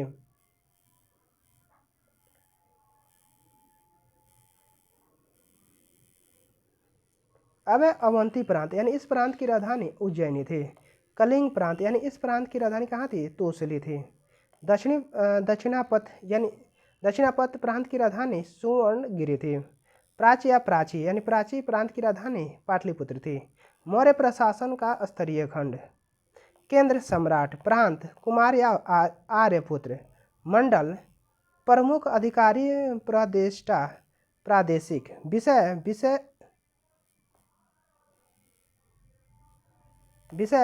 विषयपति या स्थानीय यानी 800 ग्रामों का समूह। द्रोणमुख 400 ग्रामों का समूह। खारवटिक यानी 200 ग्रामों का समूह। संग्रह का अधिकारी गोप होता है, यह 10 ग्रामों का समूह था। ग्राम प्रशासनिक की सबसे छोटी इकाई प्रमुख ग्रामीण होता है। अब नोट है, उपयुक्त प्रांतों में से उत्तरापथ, अवंती राष्ट्र तथा प्राच्य प्रांत चंद्रगुप्त मौर्य के समय में से ही विद्यमान थे। मौर्यकालीन प्रांतों के राज्यपाल प्राय राजकुल से संबंधित कुमार होते थे। कभी कभी अन्य योग्य व्यक्ति को भी राज्यपाल बनाया जाता था। अब मध्ययुगीन प्रशासनिक व्यवस्था। मौर्य शासन व्यवस्था का जनक किसे माना जाता है? चंद्रगुप्त मौर्य को। चंद्रगुप्त मौर्य की शासन व्यवस्था का स्वरूप कैसा था? राजतंत्रात्मक था। अब मौर्य प्रशासनिक व्यवस्था की अवधारणा किस प्रकार की थी? लोक कल्याणकारी राज्य की। चंद्रगुप्त मौर्य की शासन व्यवस्था के विषय में महत्वपूर्ण सूचना कहाँ से प्राप्त होती थी? कौटिल्य के अर्थशास्त्र तथा मेगास्थनीज की इंडिका से। मौर्य सम्राट अपने कार्यों को संपादन किसकी सहायता से करते थे? अमात्य, मंत्री तथा अधिकारियों की सहायता से। अर्थशास्त्र के अनुसार मौर्य काल में उत्तराधिकारी क्या कहलाते थे? तीर्थ। क्या कहलाते थे? तीर्थ। अब अर्थशास्त्र में कुल कितने तीर्थों का विवरण दिया गया है? 18। कितना? अर्थशास्त्र में कुल कितने अध्यक्षों का विवरण मिलता है? 27। अलग अलग पुस्तकों में संख्या 26 एवं 28 मिलता है। अर्थशास्त्र में वर्णित तीर्थ संबंधित विभाग, मंत्री, पुरोहित, प्रमुख धर्माधिकारी तथा प्रधानमंत्री। अब समाहर्ता। अब राजस्व विभाग का प्रधान अधिकारी होता है। सन्निधाता, राजकीय कोषाध्यक्ष, सेनापति, युद्ध विभाग का मंत्री था। अब युवराज, राजा का उत्तराधिकारी, प्रदेष्टा, फौजदारी न्यायालय का न्यायाधीश, नायक, सेना का संचालक, कर्मांतिक यानी देश के उद्योग धंधों का प्रधान निरीक्षक, व्यवहारिक यानी दीवानी न्यायालय का न्यायाधीश, मंत्री परिषद का अध्यक्ष था, दंडपाल सेना की सामग्री जुटाने वाला प्रधान निरीक्षक था, अंतपाल यानी सीमावर्ती दुर्गों का रक्षक था। अब नागरक नगर का प्रमुख अधिकारी था। प्रशासक राजकीय कागजातों से सुरक्षित रखने वाला तथा आज्ञाओं को लिपिबद्ध कराने वाला प्रधान अधिकारी था। दवारिक यानी राजमहलों की देखरेख करने वाला प्रधान अधिकारी था। अवंतवर्षिक सम्राट की अंगरक्षक सेना का प्रधान था। आटविक यानी वन विभाग का प्रधान अधिकारी था। अब अर्थशास्त्र में वर्णित अध्यक्ष संबंधित विभाग। पण्याध्यक्ष यानी व्यापार तथा वाणिज्य का अध्यक्ष था। सुराध्यक्ष यानी शराब का मदिरा का अध्यक्ष था। सुनाध्यक्ष यानी बुच्चड़ खाने का अध्यक्ष था। गणिकाध्यक्ष यानी वेश्याओं का निरीक्षण था। सीताध्यक्ष यानी राजकीय कृषि विभाग का अध्यक्ष था। कुप्याध्यक्ष वन संपदा का अध्यक्ष था। अब सूत्राध्यक्ष यानी कताई बुनाई विभाग का अध्यक्ष था। आक्राध्यक्ष खानों का अध्यक्ष था। कोष्ठागाराध्यक्ष कोष्ठागार का अध्यक्ष था। आयुधगाराध्यक्ष यानी आयुधगार का अध्यक्ष था। शुल्काध्यक्ष यानी चुंदी एवं शुल्क विभाग का अध्यक्ष था। लोहाध्यक्ष धातु विभाग का अध्यक्ष था। लौनाध्यक्ष यानी नमक अधिकारी था। लौनाध्यक्ष यानी टकसाल का अध्यक्ष था। सुवर्णाध्यक्ष सोने का अध्यक्ष था। गो अध्यक्ष पशुधन विभाग का अध्यक्ष था। पौतवाध्यक्ष मापतौल का अध्यक्ष था। मुद्राध्यक्ष पासपोर्ट विभाग का अध्यक्ष था। नावाध्यक्ष जहाज रानी विभाग का अध्यक्ष था। विविताध्यक्ष चरागाह का अध्यक्ष था। पतनाध्यक्ष यानी बंदरगाहों का अध्यक्ष था। संस्थाध्यक्ष यानी व्यापारिक मार्गों का अध्यक्ष था। मनाध्यक्ष यानी दूरी समय और से संबंधित साधनों के नियंत्रित करने वाला अध्यक्ष था। अक्षप्त लाध्यक्ष महालेखा विभाग का अध्यक्ष था। अब हस्ताध्यक्ष यानी हाथियों का अध्यक्ष था।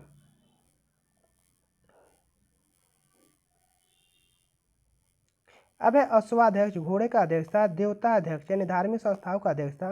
नोट है, अर्थशास्त्र में विभागीय अध्यक्षों तथा उनके कार्यों की एक लंबी सूची मिलती है। संभवतः इन अध्यक्षों को ही यूनानी लेखों मजिस्ट्रेट कहा है। अब अशोक के प्रमुख प्रशासनिक पदाधिकारी अधिकारी कार्य। अब युक्ति यानी यह जिले में राजस्व वसूल करने तथा उसका लेखा जोखा करने वाला अधिकारी था। रज्जुक यानी रज्जुक की स्थिति आधुनिक जिलाधिकारी जैसी थी, जिसे राजस्व तथा न्याय दोनों क्षेत्रों के अधिकार प्राप्त था। प्रादेशिक यानी यह मंडल का प्रधान अधिकारी होता था। उसका कार्य आजकल के संभागीय युक्त जैसा था। अब धम महापात्र यानी इसका कार्य था कि विभिन्न संप्रदायों के बीच सामंजस्य बनाए रखना तथा राजा और उसके परिवारों के सदस्यों के धम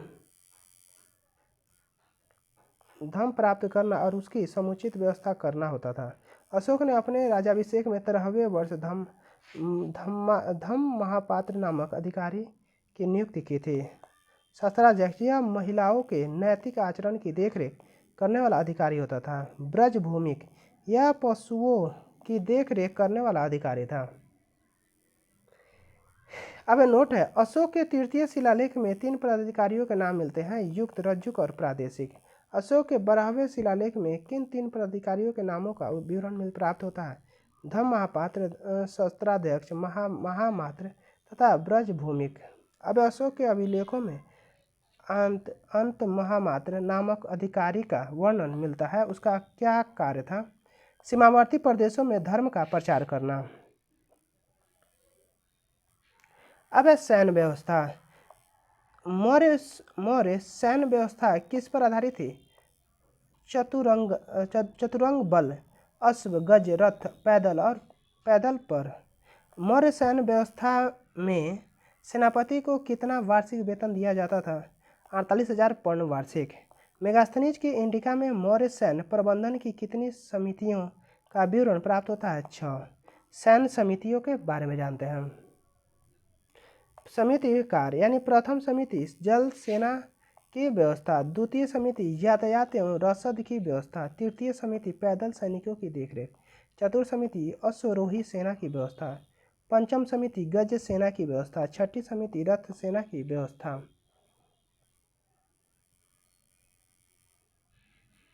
अब चाणक्य के अर्थशास्त्र के अनुसार सेना में किस वर्ण के लोगों सम्मिलित होने चाहिए? ब्राह्मण, क्षत्रिय, वैश्य, शूद्र। मौर्य काल में युद्ध क्षेत्र में सेना का संचालन करने वाला अधिकारी कौन होता था? नायक। मौर्य काल में युद्ध पोत के अतिरिक्त व्यापारिक पोतों की देखरेख कौन करता था? नवाध्यक्ष। सीमांत प्रदेश में दुर्गों की रक्षा कौन सा अधिकारी करता था? अंतपाल करता था।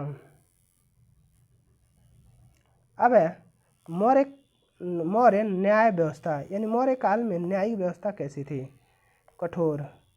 अबे मौर्य काल में किस तरह का न्यायिक दंड दिया जाता था? मृत्यु दंड, अंग भंग, कारावास एवं जुर्माना जैसे दंड। अबे मौर्य काल में साम्राज्य का सर्वोच्च न्यायाधीश कौन होता था? सम्राट। मौर्य न्यायालय के बारे में जानते हैं। न्यायालय न्यायाधीश, धर्मस्थीय दीवानी न्यायालय व्यवहारिक, कंटक शोधन फौजदारी न्यायालय प्रतिष्ठा। अबे नगर व्यवहारिक यानी नगर विओहालक नगर का न्यायाधीश होता था। अर्थशास्त्र में इसे पौर व्यवहारक कहा गया है। मेगास्थनीज के इंडिका में एग्रोनोमेई को जिलाधिकारी कहा जाता था तथा नगर अधिकारी को एस्ट्रोनोमोई कहा जाता था। अब नोट है, ग्राम सभा का न्यायाधीश कार्य ग्रामीण करता था। इसके ऊपर संग्रहण, द्रोणमुख, स्थानीय एवं जनपद न्यायालय में होते थे। अब गुप्तचर व्यवस्था। मौर्य काल में गुप्तचर विभाग एक पृथक आमत्य के अधीन रखा गया था जिसे महामात्यापर्षण कहा जाता था। गुप्तचरों को अर्थशास्त्र में गुड पुरुष कहा गया है। अर्थशास्त्र में 2 प्रकार के गुप्तचरों का उल्लेख मिलता है। अब संस्था जो एक ही स्थान पर रहकर कार्य करते थे, संचार भ्रमण करके गुप्तचरी करते थे। मौर्य काल में गुप्तचर के अतिरिक्त शांति व्यवस्था बनाए रखने तथा अपराधों की रोकथाम के लिए पुलिस भी की थी, जिसे अर्थशास्त्र में रक्षिण कहा गया है। अब नोट है, यूनानी लेखकों द्वारा गुप्तचरों को निरीक्षक तथा ओवरसियर्स कहा गया है। अब नगर प्रशासन। मौर्य युग में नगर का प्रशासन नगरपालिकाओं द्वारा चलाया जाता था। इसके लिए एक सभा होती थी जिसका प्रमुख नागरक अथवा पूर्वमुख कहा जाता था। मेगास्थनीज ने इंडिका में पाटलिपुत्र के नगर परिषद की 5-5 सदस्यों वाली 6 समितियों का उल्लेख किया है।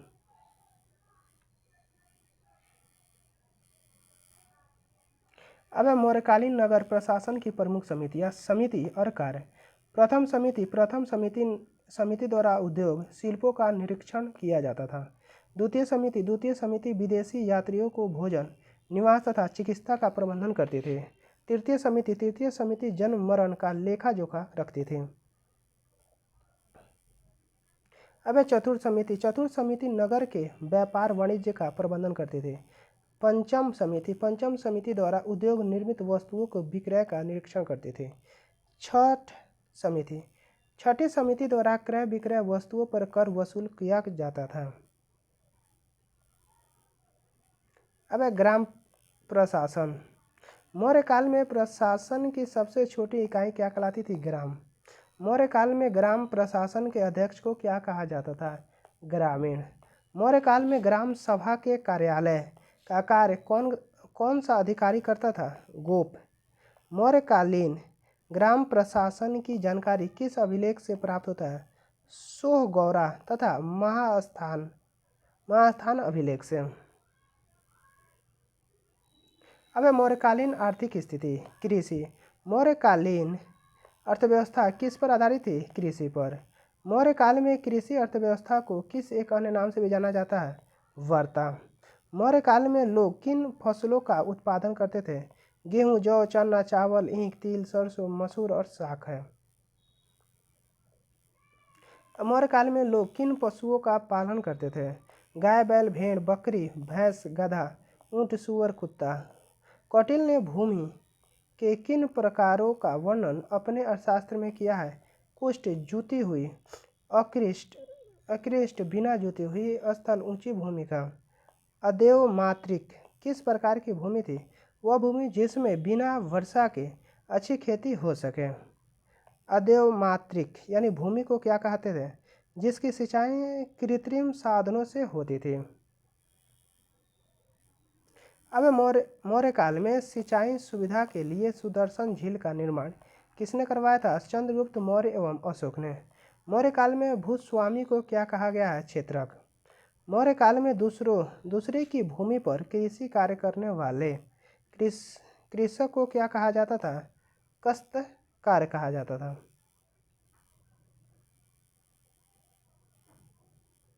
अब मौर्य काल में कृषक के व्यक्तिगत भूमि से लिया जाने वाला कर क्या कहलाता था? भाग। मौर्य काल में राजकीय भूमि से प्राप्त राजस्व क्या कहलाता था? सिता। मौर्य काल में भूमि कर की दर क्या थी? 1/4 से 1/6। मौर्य काल में राजकीय भूमि की देखरेख करने वाला प्रधान अधिकारी कौन होता था? सिताध्यक्ष होता था। अब मौर्य काल में करों को एकत्र करना तथा आय व्यय का लेखा जोखा रखना किस अधिकारी का कार्य था? समाहर्ता। अब मौर्य काल में जनपद एवं ग्राम स्तर पर करों का कौन सा पदाधिकारी एकत्र करता था? स्थानीय तथा गोप। मौर्य काल के प्रमुख कर संबंधित विषय। सीता। राजकीय भूमि से प्राप्त होने वाली आय। भाग। उपज का हिस्सा कृषक से। हिरण्य। नगद कर। बलि। यह भी राजस्व कर था। सेतुबंध सिंचाई प्रबंधन के लिए लिया जाने वाला कर था। बिष्टि निःशुल्क श्रम बेगार है। प्रणय आपातकालीन कर है। प्रवेश आयकर 20%। निष्क्राम निर्यात कर है। मौर्य काल में टैक्स छुपाने पर क्या दंड दिया जाता था? मृत्यु दंड का। मौर्य काल में भाग एवं बलि क्या था? राजस्व कर। अब मौर्य काल में एग्रोनोमोई अधिकारी किस क्षेत्र से संबंधित है? मार्ग निर्माण से। मौर्य काल में एग्रोनोमोई नामक अधिकारी का क्या कार्य था? राजस्व संग्रह। सिंचाई सुविधाओं का निरीक्षण। अब पंकोद सन्निरोध मौर्य प्रशासन द्वारा लिया जाने वाला किस तरह का जुर्माना था? सड़क पर कीचड़ फैलने पर। मौर्य काल में उद्योग एवं व्यापार। मौर्य काल में व्यापारिक वाणिज्य की स्थिति कैसी थी? उन्नति स्थिति में। मौर्य काल का प्रधान उद्योग क्या था? सूत कातना एवं कपड़ा बुनना। मौर्य काल में सूती वस्त्र उद्योग के प्रमुख केंद्र कौन से थे? मदुरा, अपरांत, कलिंग, काशी, बंग और बत्स। अब महत्वपूर्ण तत्व यानी दुकुल यानी श्वेत तथा चिकना वस्त्र। क्षौम एक प्रकार का रेशमी कौशे यानी रेशमी वस्त्र का विवरण मौर्य काल में मिलता है।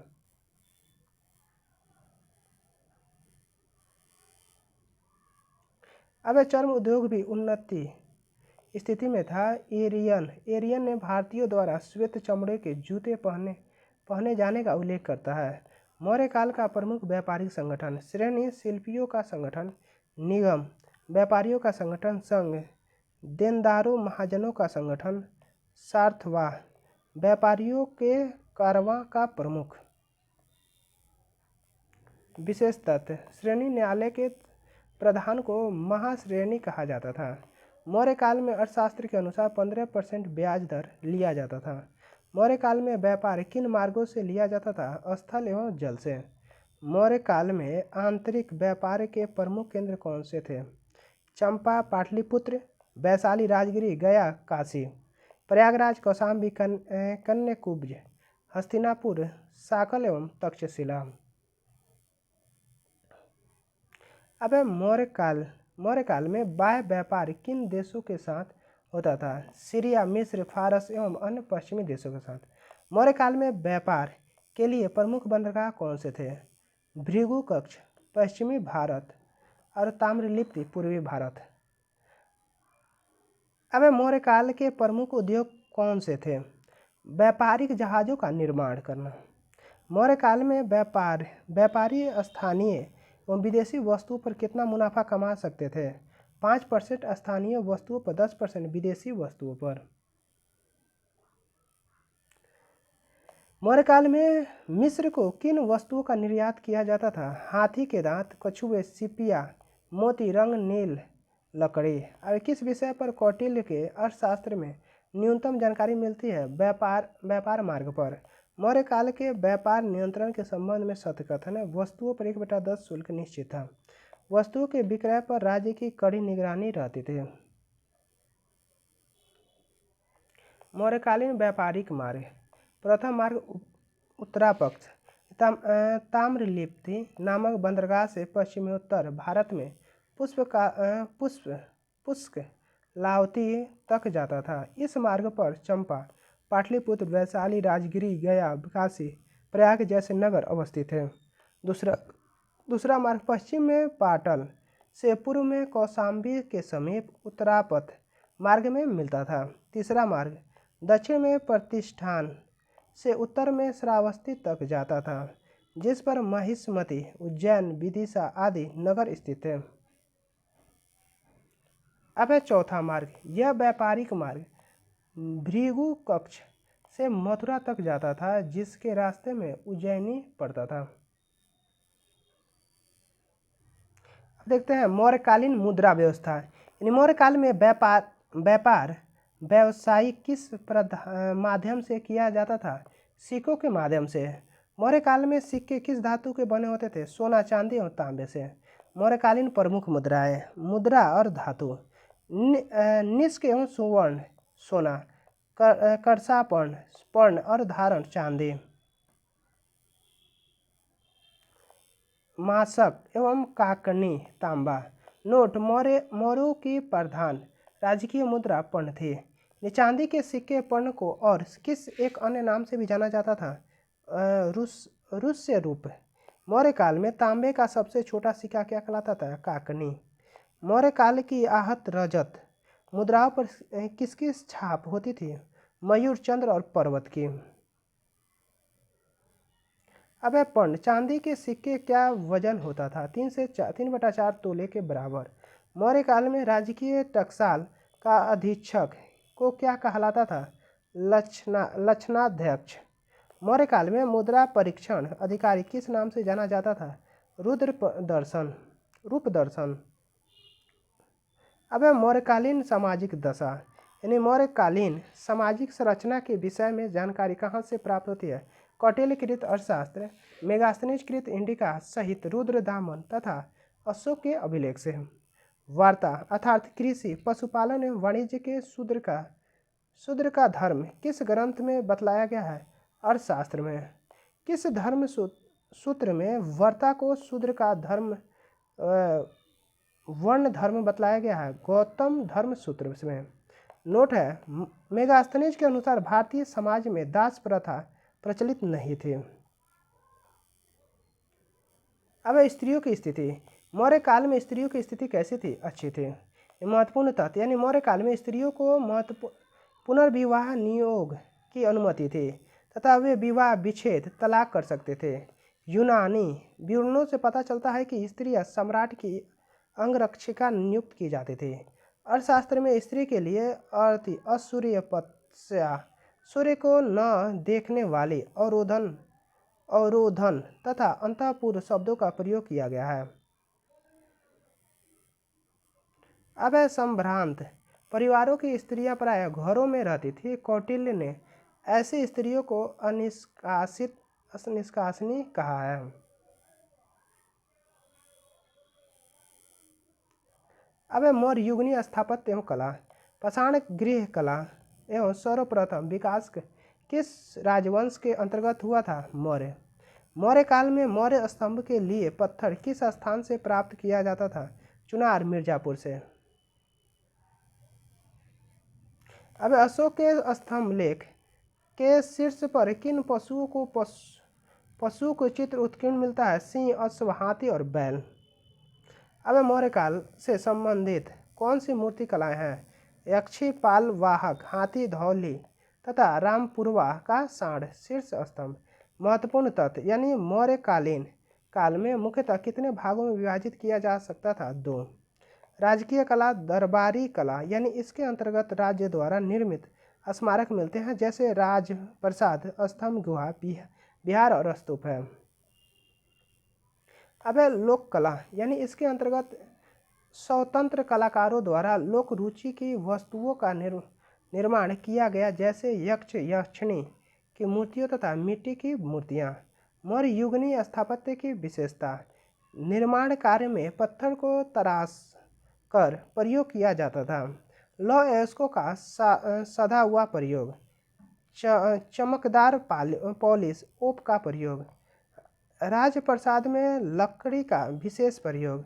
नोट है परखम मथुरा उत्तर प्रदेश से यक्ष की मूर्ति मौर्य काल का विशिष्ट उदाहरण है। अब मौर्य स्तंभ के शीर्ष पर आकृतियाँ।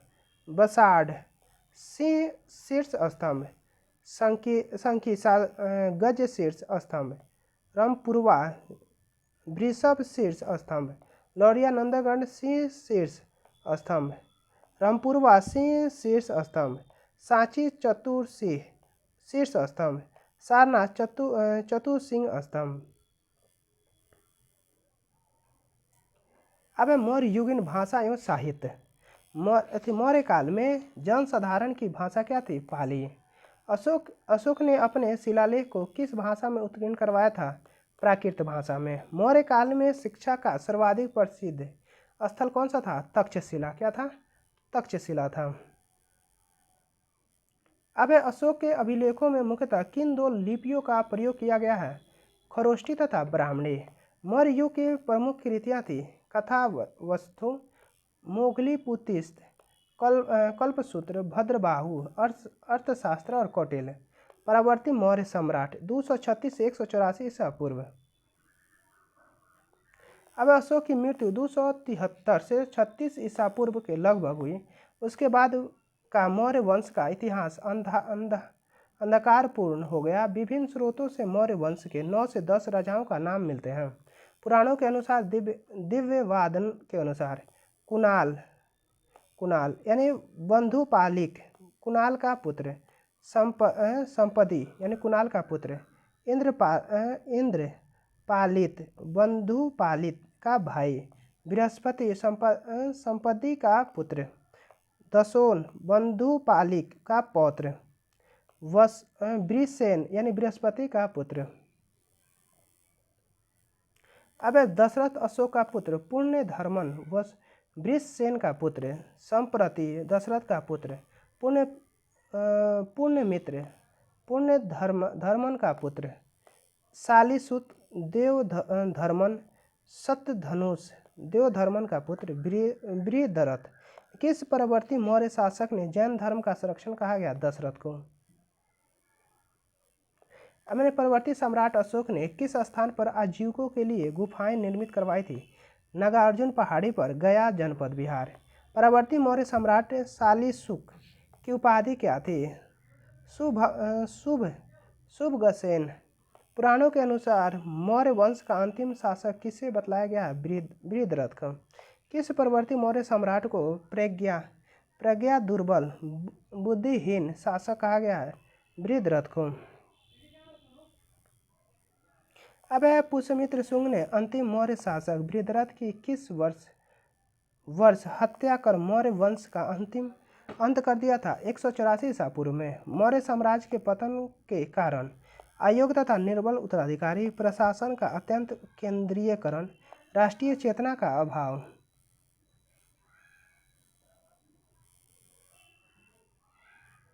अब आर्थिक तथा सांस्कृतिक असमानताएं, प्रांतीय शासकों के अत्याचार, करों की अधिकता। यानी मौर्य साम्राज्य के पतन का मुख्य कारण क्या था? अशोक के बाद के राजाओं का निर्बल होना है। अब है विविध। क्या है? विविध के बारे में देखते हैं। विविध यानी प्राचीन भारत में कौन सी एक लिपि दाईं ओर से बाईं ओर लिखी जाती है? खरोष्ठी लिपि।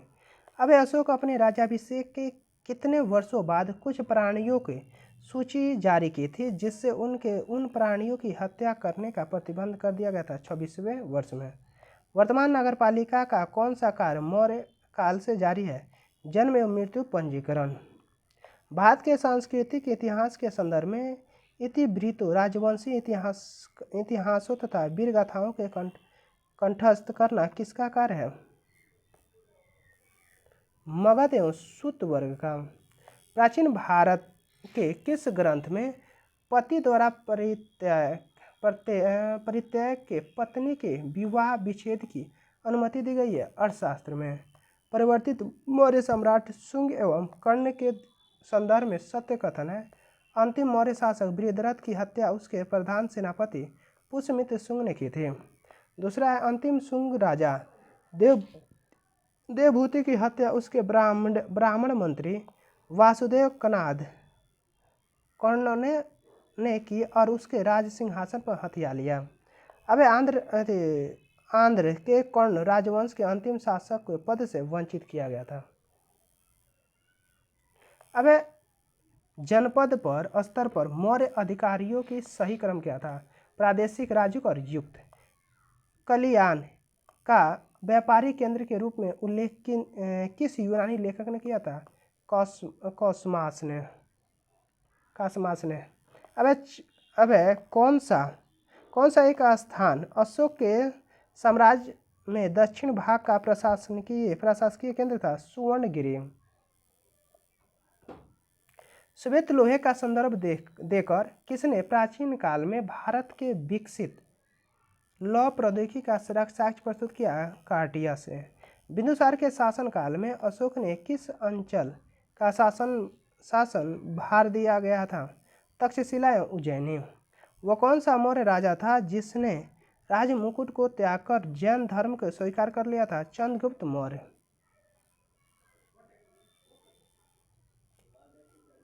अब क्लासिकल लेखकों का कालानुक्रम।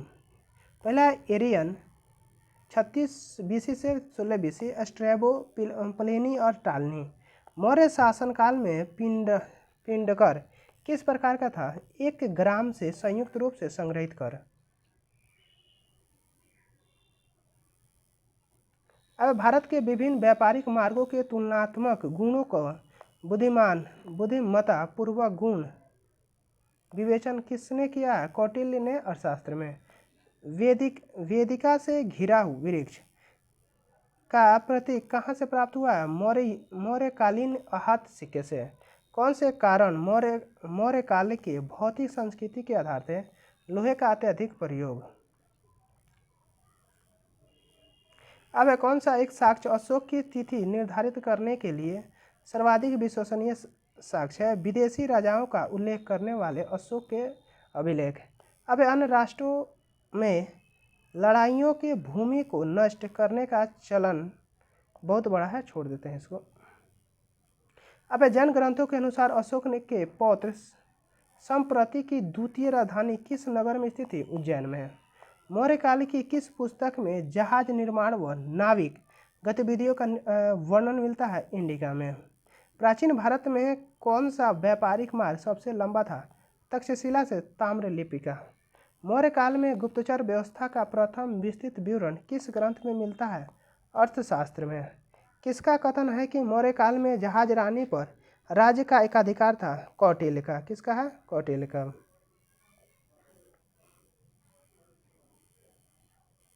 अब मौर्य काल का वह कौन सा अधिकारी जिला एवं गांव के बीच के स्तंभ को कर वसूलने के लिए जिम्मेदार था? गोप। श्रीलंका में बौद्ध धर्म का प्रचार करने वाले महेंद्र ने किससे बौद्ध ग्रंथ का अध्ययन किया था? मोगलीपुत्र।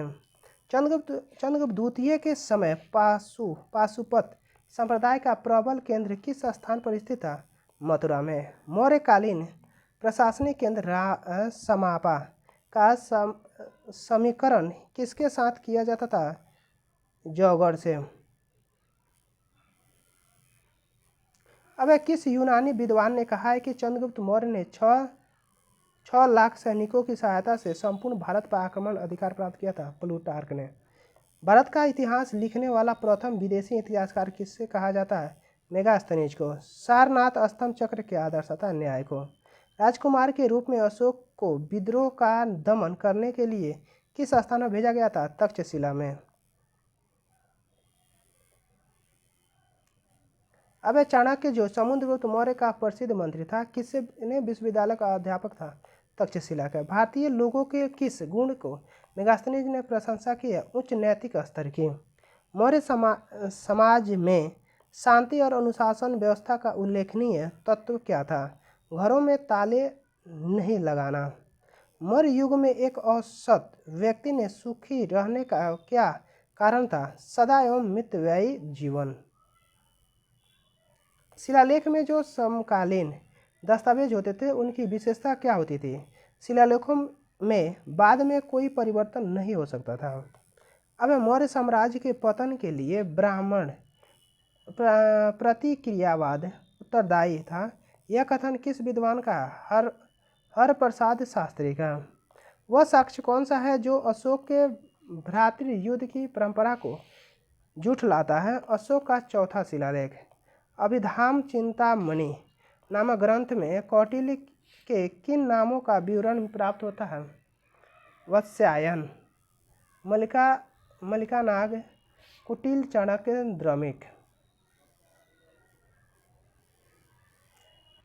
चलिए अब देखेंगे मर्योत्तर काल क्या है। मर्योत्तर काल 184 ईसा पूर्व से 300 ईस्वी तक। ठीक है, चलिए देखते हैं मर्योत्तर काल। अब मौर्य साम्राज्य के पतन के पश्चात भारत के पूर्वी मध्य तथा दक्कन क्षेत्र में कई राजवंश सत्ता में आए जो निम्नलिखित है। मर्योत्तर काल। देशी शासक, विदेशी शासक। देशी शासक सुगवंश, कौरव वंश, सतवाहन वंश, चेदी वंश, महामेघवाहन वंश। ठीक है। विदेशी शासक में देखते हैं इंडो ग्रीक, पहलव यानी पार्थुन, शक, कुषाण। ठीक है। अब मौर्य वंश के पतन के पश्चात उत्तर एवं दक्षिण भारत में कौन से 3 ब्राह्मण राजवंश स्थापित हुए थे? शुंग, कौरव, सातवाहन। अब किस काल को वैदिक प्रक्रिया पुनरुत्थान का काल कहा जाता था? मर्योत्तर काल को। अब आते हैं शुंग राजवंश के बारे में। अंतिम मौर्य सम्राट वीरभद्र की हत्या किसने की थी? पुष्यमित्र शुंग ने। शुंग राजवंश की स्थापना किसने की है? पुष्यमित्र शुंग ने।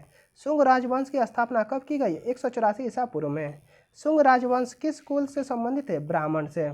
शुंग राजवंश के इतिहास के स्रोत यानी मत्स्य पुराण, वायु पुराण और ब्राह्मण पुराण, हर्षचरित, पंतजलि का महाभाष्य,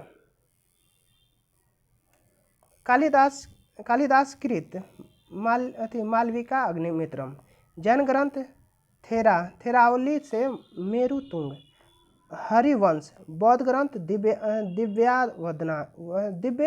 दिव्योदान, पुरातात्विक स्रोत यानी अयोध्या का लेख, बेसनगर का लेख और भरहुत का लेख के बारे में।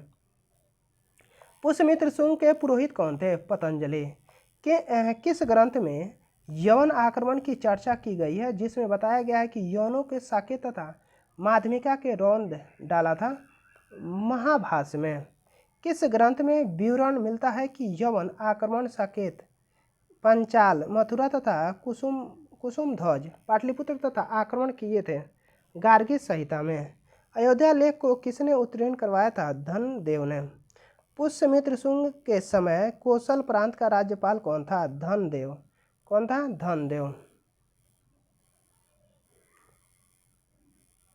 अब आगे देखते हैं किस लेख से यह विवरण मिलता है कि पुष्यमित्र शुंग ने 2 अश्वमेध किया था? अयोध्या लेख से। पुराणों में पुष्यमित्र शुंग को कितने वर्षों तक शासन करने का उल्लेख किया गया है? 36 वर्ष तक। पुष्यमित्र शुंग ने किस नगर को अपने साम्राज्य की दूसरी राजधानी बनवाया था? विदिशा में।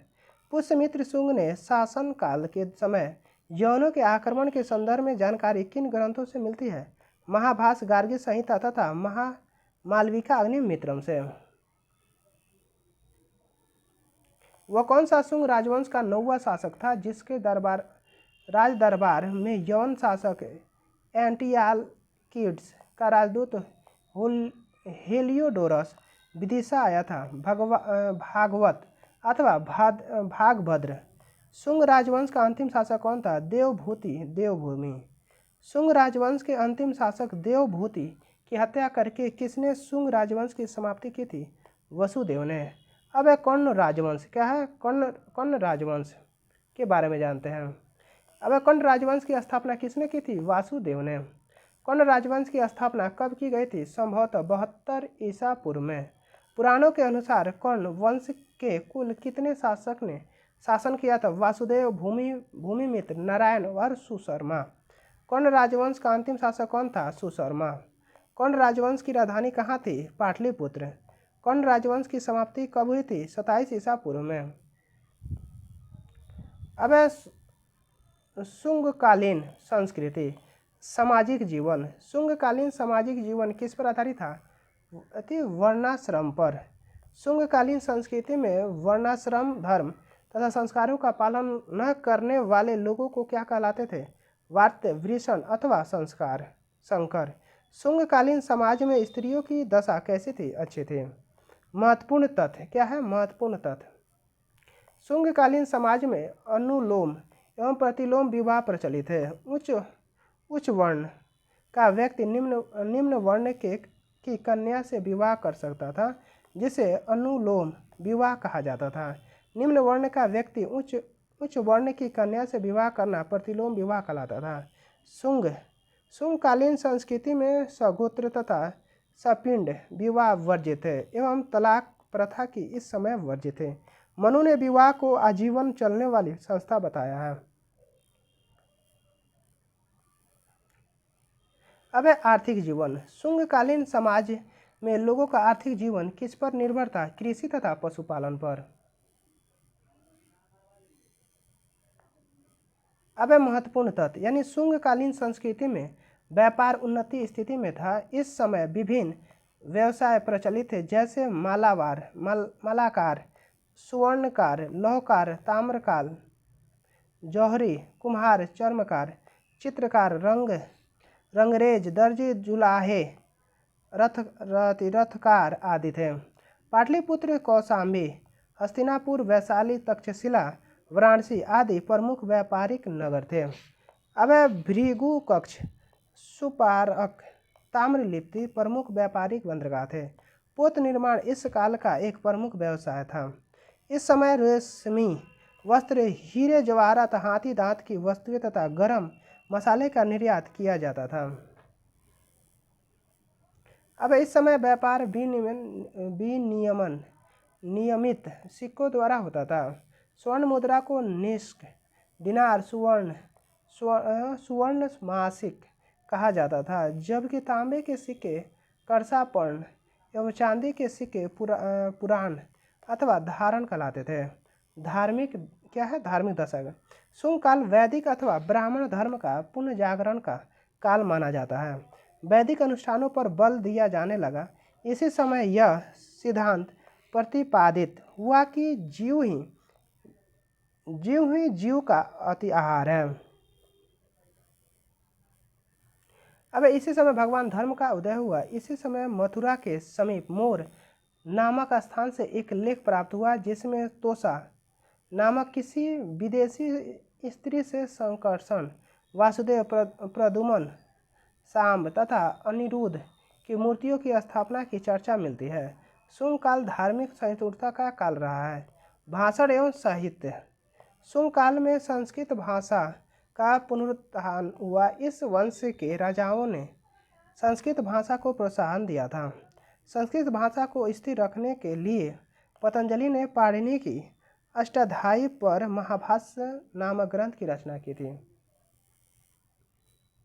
अब महाभाष्य के अतिरिक्त मनुस्मृति का वर्तमान स्वरूप इसी युग में समता रचा गया था। स्थापत्य एवं कला। शुंग नरेश के शासनकाल में कला एवं स्थापत्य की स्थिति कैसी थी? उन्नति स्थिति में। शुंगकालीन काल की विषय वस्तु क्या थी? लौकिक जीवन से संबंधित। शुंगकालीन काल के उत्कृष्ट नमूने किन स्थानों से प्राप्त हुए हैं? भरहुत, सांची, बेसनगर और बोधगया।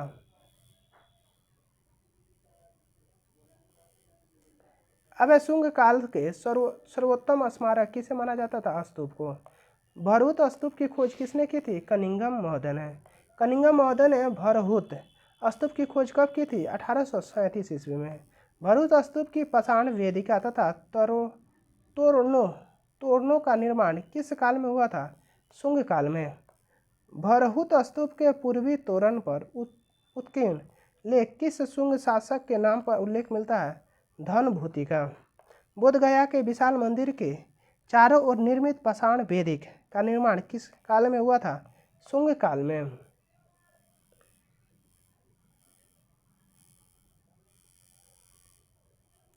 अब सांची के महास्तूप की पाषाण वेदिक का निर्माण किस काल में हुआ था?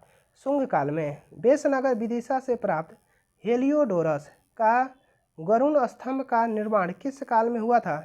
शुंग काल में। शुंग काल में निर्मित बहुसंख्यक मिट्टी की मूर्ति किस स्थल से प्राप्त हुई है? कौशाम्बी से। मनुस्मृति के बारे में जानते हैं।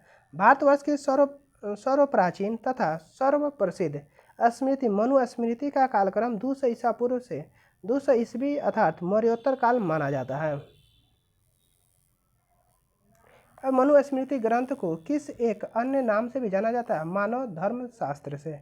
मनुस्मृति 1776 में अनुवाद किस नाम से किया गया था? A code of Gentoo Hindu law. Manusmriti का एक code of Gentoo Hindu law के नाम से अनुवाद किसने किया था?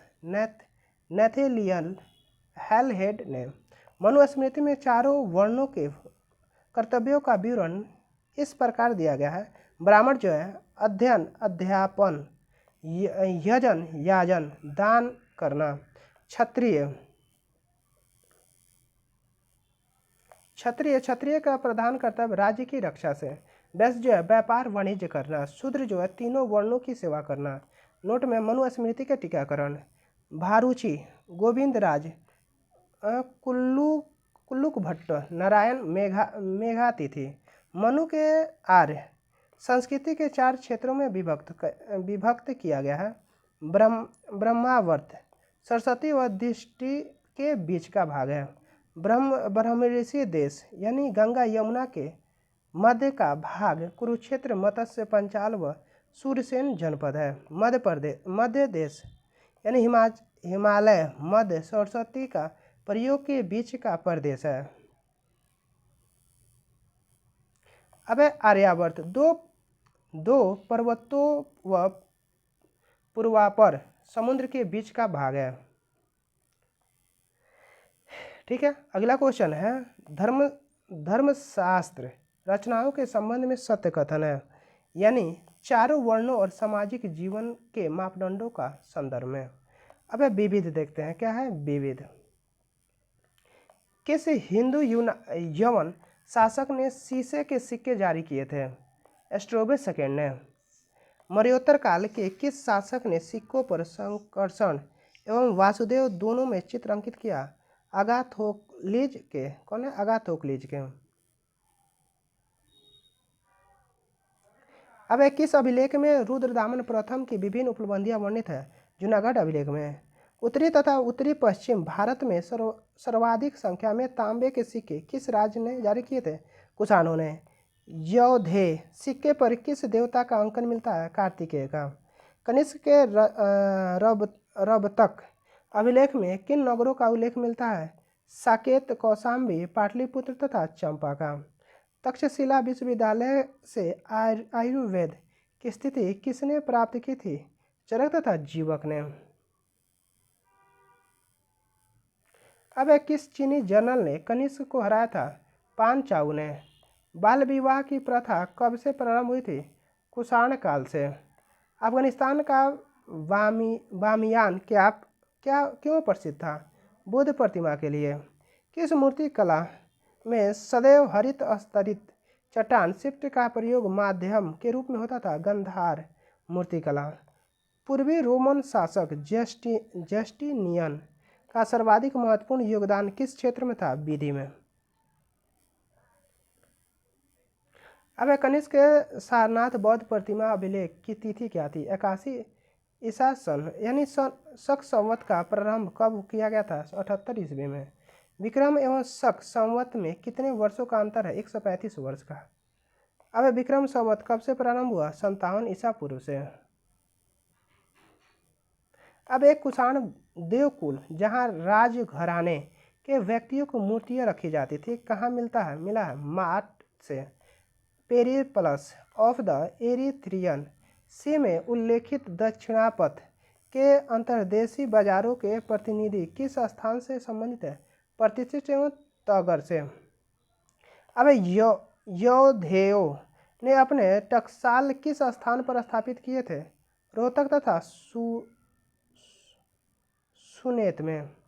अब कुषाण नरेश कनिष्क के लिए महरजस राजतिरस देवपुत्र कैसरस का उपयोग किस अभिलेख में हुआ है? कनिष्क सेकंड का आरा पाषाण लेख 41 वर्ष में।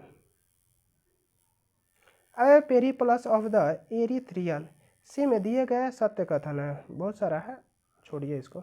आगे देखते हैं आंध्र सातवाहन में। आंध्र सातवाहन राजवंश यानी लगभग 27 ईसा पूर्व से 250 ईस्वी तक, यानी आंध्र सातवाहन वंश के इतिहास का अध्ययन हम किन स्रोतों के माध्यम से करते हैं? साहित्य, विदेशी विवरण तथा पुरातत्व के माध्यम से।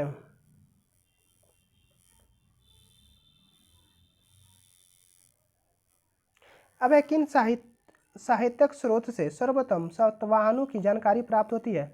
पुराणों से। सातवाहन इतिहास के अध्ययन के लिए कौन से पुराण महत्वपूर्ण है? मत्स्य तथा वायु पुराण।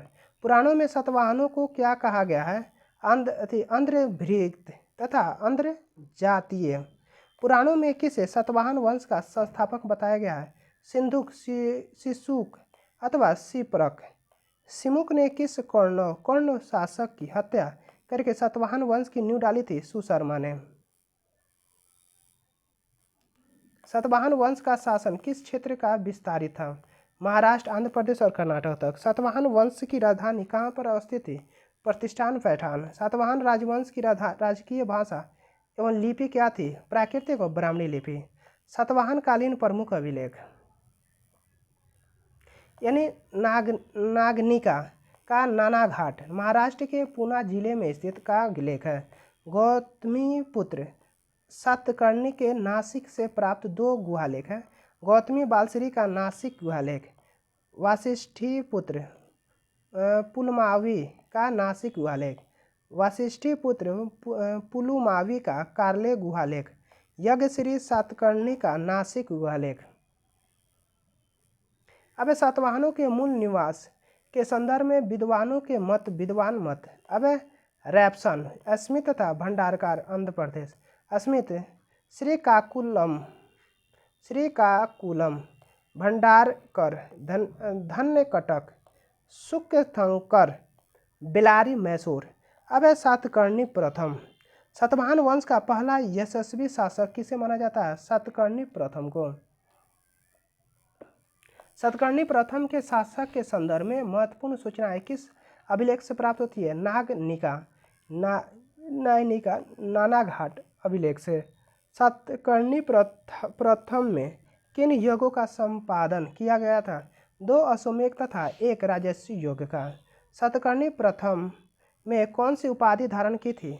दक्षिणापति तथा अप्रतिहर्षचक्र की। पुराणों के अनुसार सातकर्णी प्रथम तथा गौतमी पुत्र सातकर्णी के बीच शासन करने वाले कुल कितने सातवाहन राजाओं का विवरण मिलता है? 10 से 19 तक। अब हाल ने सातकर्णी प्रथम के पश्चात सातवाहन वंश का कौन शासक बना जो अपनी शांति प्रियता के लिए जाना जाता था? हाल। सातवाहन कुल का वह कौन सा शासक था जो स्वयं बहुत बड़ा कवि तथा कवियों का विद्वानों में आश्रयदाता था? हाल। हाल ने प्राकृत भाषा में किस ग्रंथ की रचना की थी? गाथा सप्तशती की। हाल ही में राज दरबार में कौन से विद्वान रहते थे? गुणाढ्य, सवर्णवर्मन। हाल के दरबारी विद्वान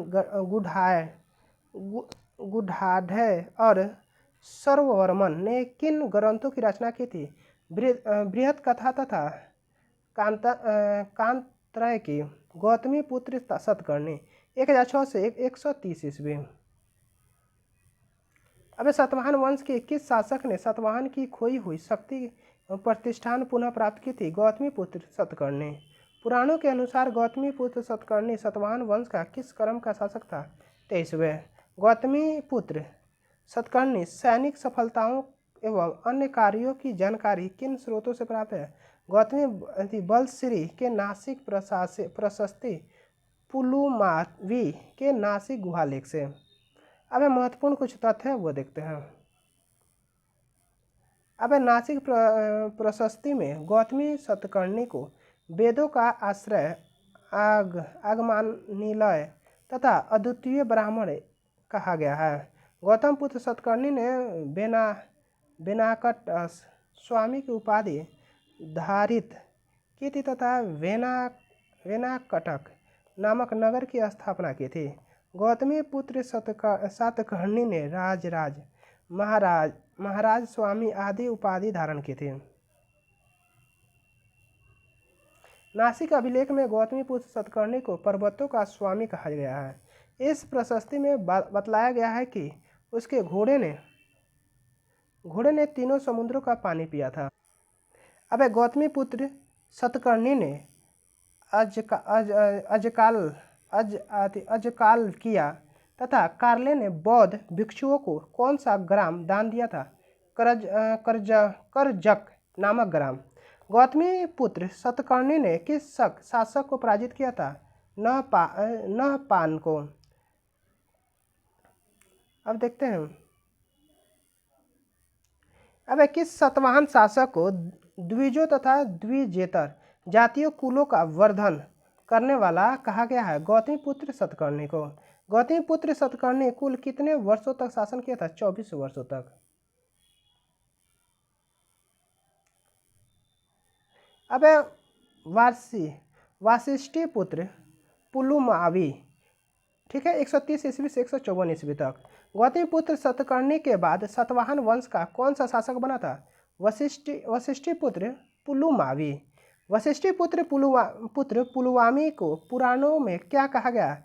पुलोमानी अथवा पुलोमावी।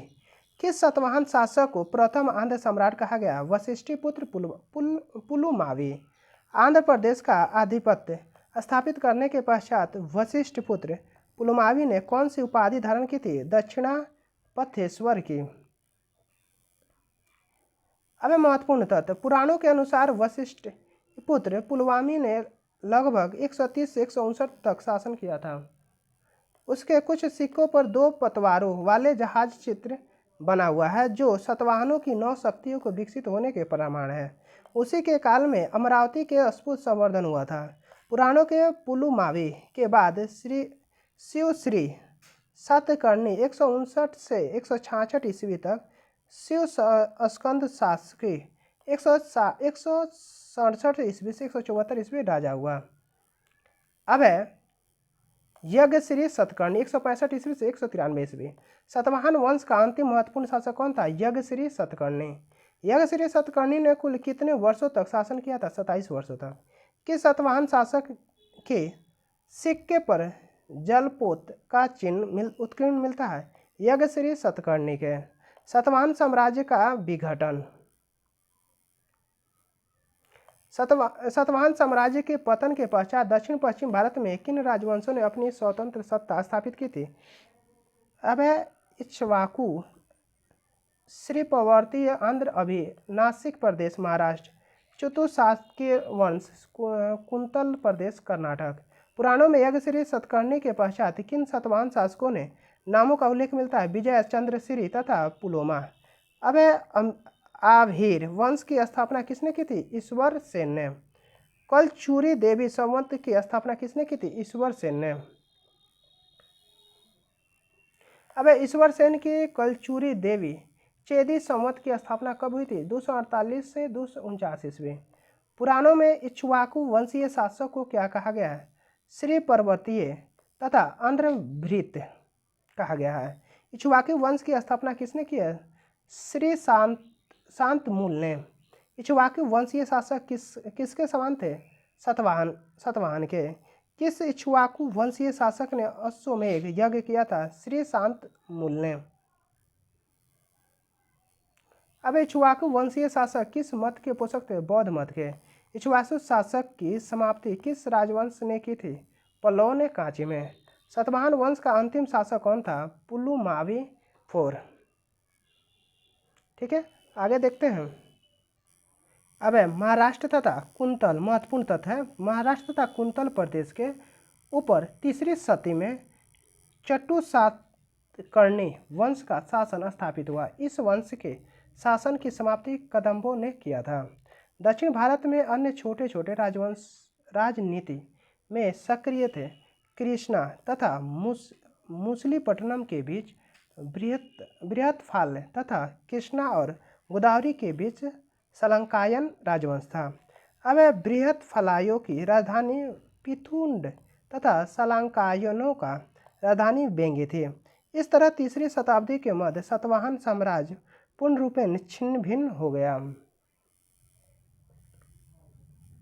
अब शक सातवाहन संघर्ष यानी किस शक शासक के काल में शक सातवाहन संघर्ष प्रारंभ हुआ था?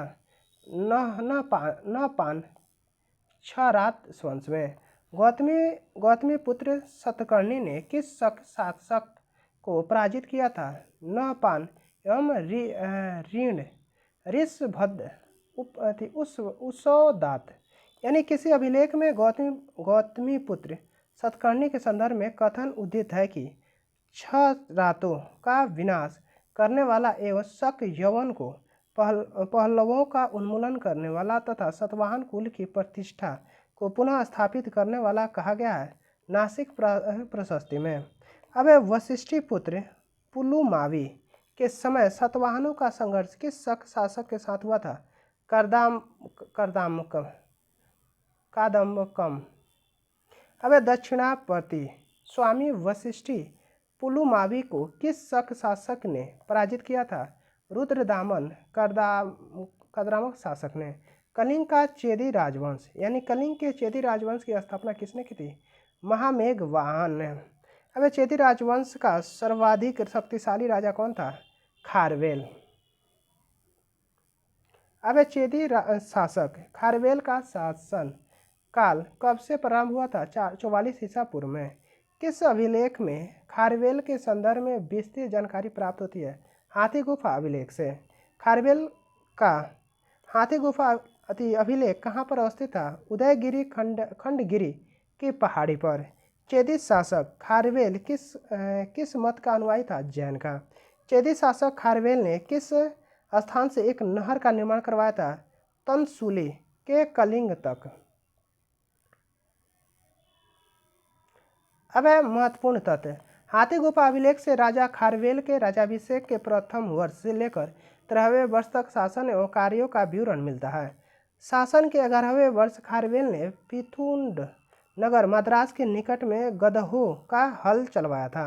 हाथी गुफा अभिलेख में सर्वप्रथम भारतवर्ष का उल्लेख मिलता है।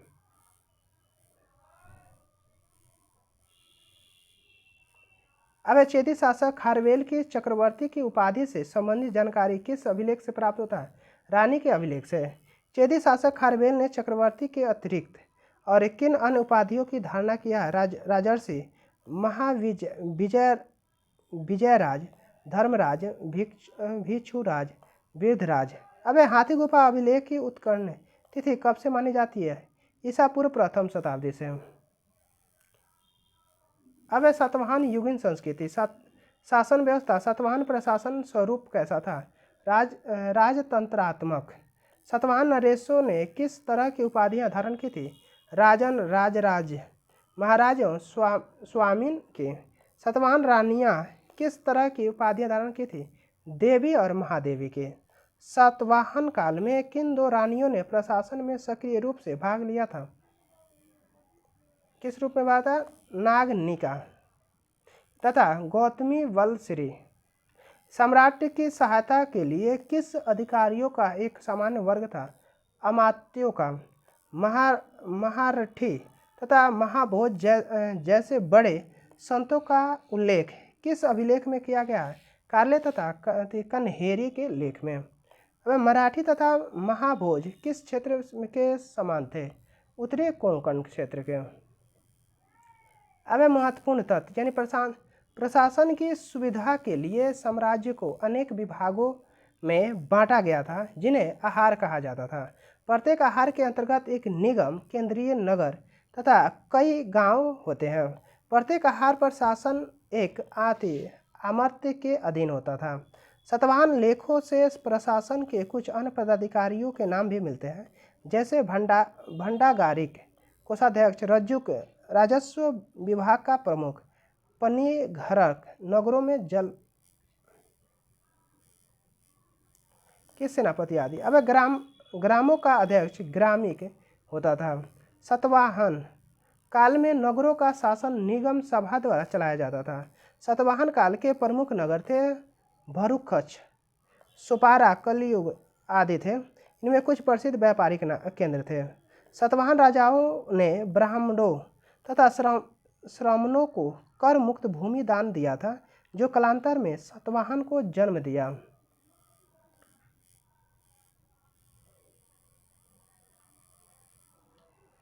अब है सामाजिक दशा। सातवाहन युगीन सामाजिक व्यवस्था किस पर आधारित थी? वर्णाश्रम धर्म पर। सामाजिक व्यवस्था में कौन सा वर्ण सबसे ऊपर था? ब्राह्मण वर्ण। सातवाहन नरेश ने किस सामाजिक व्यवस्था को रोकने का प्रयास किया था? वर्ण संकरता को। सातवाहन समाज में स्त्रियों की दशा कैसी थी? अच्छी थी। सातवाहन समाज में महिलाओं की अच्छी स्थिति किस तरह से प्रदर्शित होती थी? शासकों का नाम मातृ प्रधान होना। अब धार्मिक दशा। सातवाहन नरेश किस धर्म के अनुयायी थे? वैदिक ब्राह्मण धर्म। सातवाहन राज्य परिवार की महिलाएं किस धर्म को प्रश्रय देती थी? बौद्ध धर्म को। किस सातवाहन नरेश ने अश्वमेध एवं राजस्यु यज्ञ का अनुष्ठान करवाया था? सातकर्णी प्रथम ने। गौतमी पुत्र सतकर्णी को नासिक प्रशस्ति में क्या कहा गया है? वेदों का आश्रय तथा अद्वितीय ब्राह्मण। अब सातवाहन नरेश की अन्य धर्म के प्रति कैसी नीति थी? धार्मिक सहिष्णुता की। गौतमी पुत्र सतकर्णी ने अपने को किस रूप में स्वीकार किया था? कृष्ण, बलराम और संकर्षण के रूप में। सातवाहन काल में धर्म के प्रधान केंद्र कौन कौन से थे? अमरावती, नागार्जुनकोंड और श्रीशैल। किन स्थलों पर सातवाहन शासकों द्वारा अनेक स्तूप, चैत्य एवं विहार बनाए गए थे? नागार्जुनकोंड एवं जगयोपेट के। अब आर्थिक दशा। सातवाहन काल की आर्थिक दशा कैसी थी? आर्थिक संपन्नता की। भारत में भूमि अनुदान का प्राचीनतम अभिलेख स्वरूप किस काल से प्राप्त होता है? सातवाहन काल से, ईसा पूर्व प्रथम शती में। अब सातवाहन काल में कृषि उपज का कितना भाग कर के रूप में लिया जाता था? 1/6 भाग। अब महत्वपूर्ण तथ्य। सातवाहन काल में कृषि उन्नति के साथ व्यापार व्यवसाय की बहुत अधिक प्रगति हुई थी। सातवाहन काल में व्यावसायिक संघ की अलग अलग श्रेणी होती थी, जिसका प्रधान श्रेष्ठीन कहा जाता था। श्रेणी के कार्यकाल का निगम सभा कहा जाता था। अब सातवाहन नरेश ने शीशे के सिक्के जारी किए थे। प्रतिष्ठान तथा धन्य कटक व्यापार वाणिज्य के प्रमुख केंद्र थे। श्रेणियाँ बैंक का भी कार्य करती थी। ये अपने नाम से दान भी देती थी। इसके नाम के सिक्के मुहर भी मिलती थी।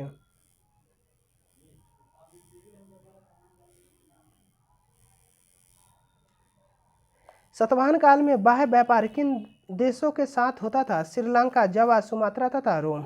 सातवाहन काल में पूर्वी दक्कन के तट पर कौन कौन से बंदरगाह अवस्थित थे? कंटकोशिल, कोदूर, अल्लोसिंगे। सातवाहन काल में पश्चिमी दक्कन के तट पर कौन कौन से बंदरगाह अवस्थित हैं? बोरीगाजा, सोपारा, कल्याण। काला संस्कृति और भाषा। सातवाहनों की राजकीय भाषा लिपि क्या थी? महाराष्ट्र प्राकृतिक भाषा और ब्राह्मणी लिपि। कौन सा सातवाहन शासक स्वयं महान कवि एवं विद्वान था? हाल। किस सातवाहन शासक ने गथा सप्तशी नामक प्राकृतिक भाषा श्रृंगार रस प्रधान गीति काव्य की रचना की थी? हाल ने।